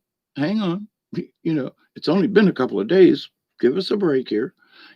So with that, I wonder because they're preaching one thing and they're walking a totally different walk. You want us to walk your way, but then you won't even give us the respect as just another human being trying to understand. Just give us a break, you know? No, you will think like we do right now, or you're a racist white male, and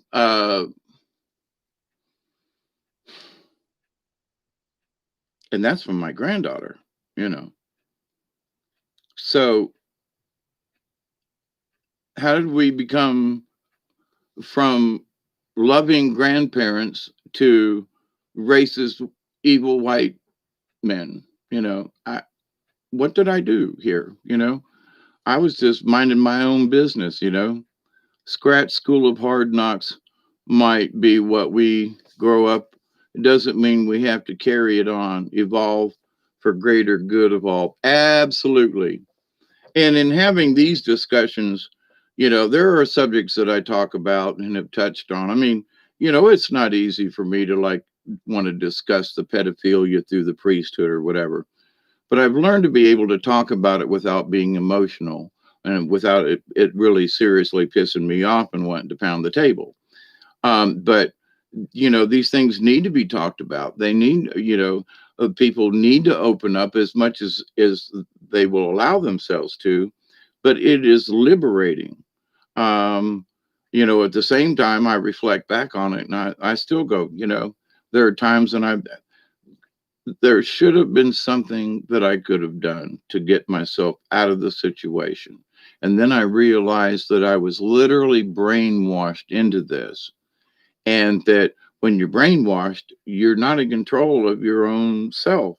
So it's only until you break out of the brainwashing that you can look at it and go, holy crap, look what they did to me, you know, as far as the church goes.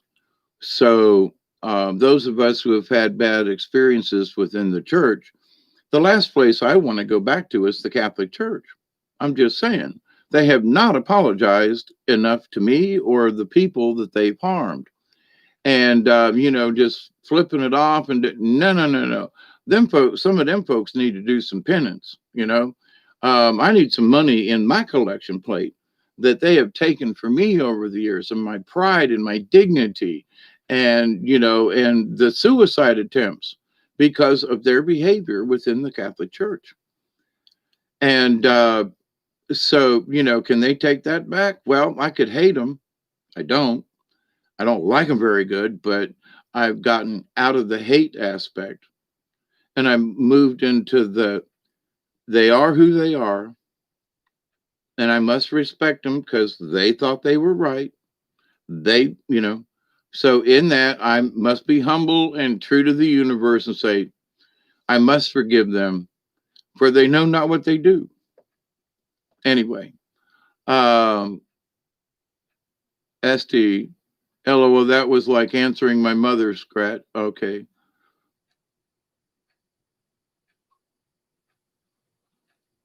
Criticism is one thing, telling someone what to do is another. I know the difference. Yeah.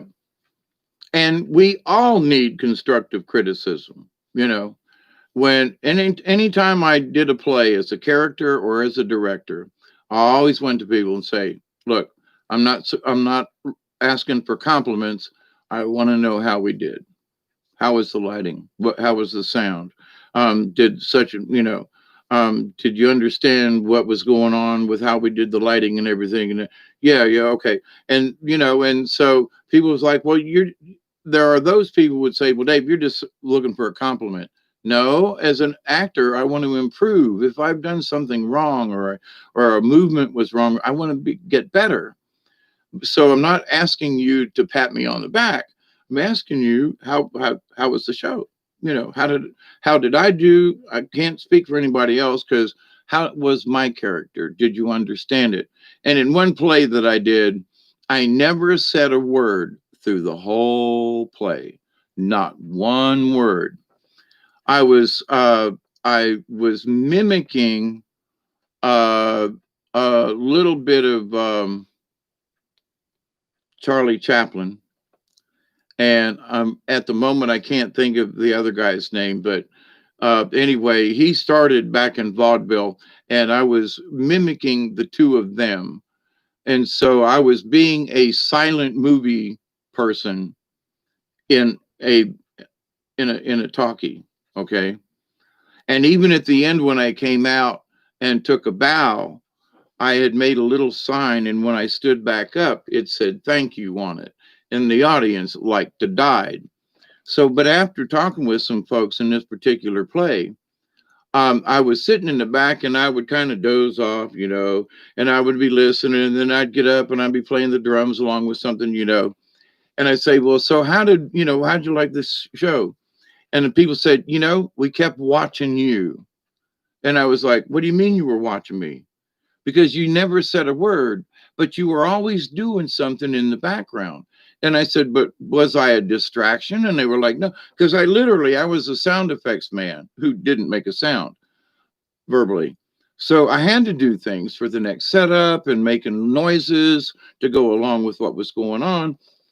So, but they said that because of my silence, it actually drew their attention to me more. And I was supposed to be nondescript in the background, but yet the somehow through that they were actually focused on me more. It was strange. It was bizarre, and I was like, "What? Well, didn't you see what's?" No, I was busy watching you, and I was like, "You weren't supposed to be watching me. You were supposed to be watching these people over here singing and doing the thingy." Well, I was watching. You never know. So sometimes silence speaks louder than words.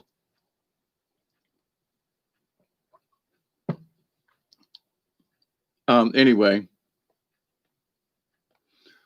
Scratch says, I believe we had a similar debate last time I was here with you in chat. You seem like speaking down to people, and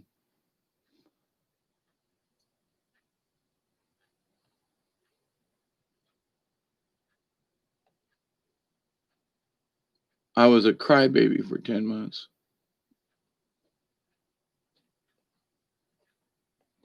All right, now, y'all be nice in there. Okay, gang. It's time to go check concrete. So have a happy Monday. We'll see how the 14th turns out. And I will continue to pray for peace among all folks, regardless of their heritage, regardless of their relationships to the universe, because all beings deserve to be respected and honored. And so, with that, I continue to pray that each and every one of you will continue to learn to accept and receive the healing, the knowledge, the wisdom, and the blessings from the universe. I continue to pray each and every day, and it's starting to rain, that each and every one of you, your friends, your relatives, all of your relations, past, present, and to come, will learn to accept and receive the knowledge, the healing, the wisdom, and the blessings from the universe, because we're swimming in it. And is that rule of three, I continue to pray that each and every day, each and every one of you will continue to accept and receive and to share the knowledge and the healing and the wisdom from the universe and the blessings that are contained therein. I got to go out because it's raining. I got to go check and see, make sure that I got everything under cover. So Michelle is Scratch and Christy and Esty and anybody else that's hanging out in the background, we love you. Remember, there's enough trying times these days to have any animosity towards each other. So let's continue to play nice. Concrete, good vibes, absolutely. And, you know, I got to make sure I left some stuff out. I didn't know that it was going to be raining at this time of the morning. So anyway, got to check the radar too. So y'all have a good Monday. We'll talk to you soon. Be kind, be sweet, take care. And above all, remember, keep it between the ditches. Cheers, everybody. And TTFN.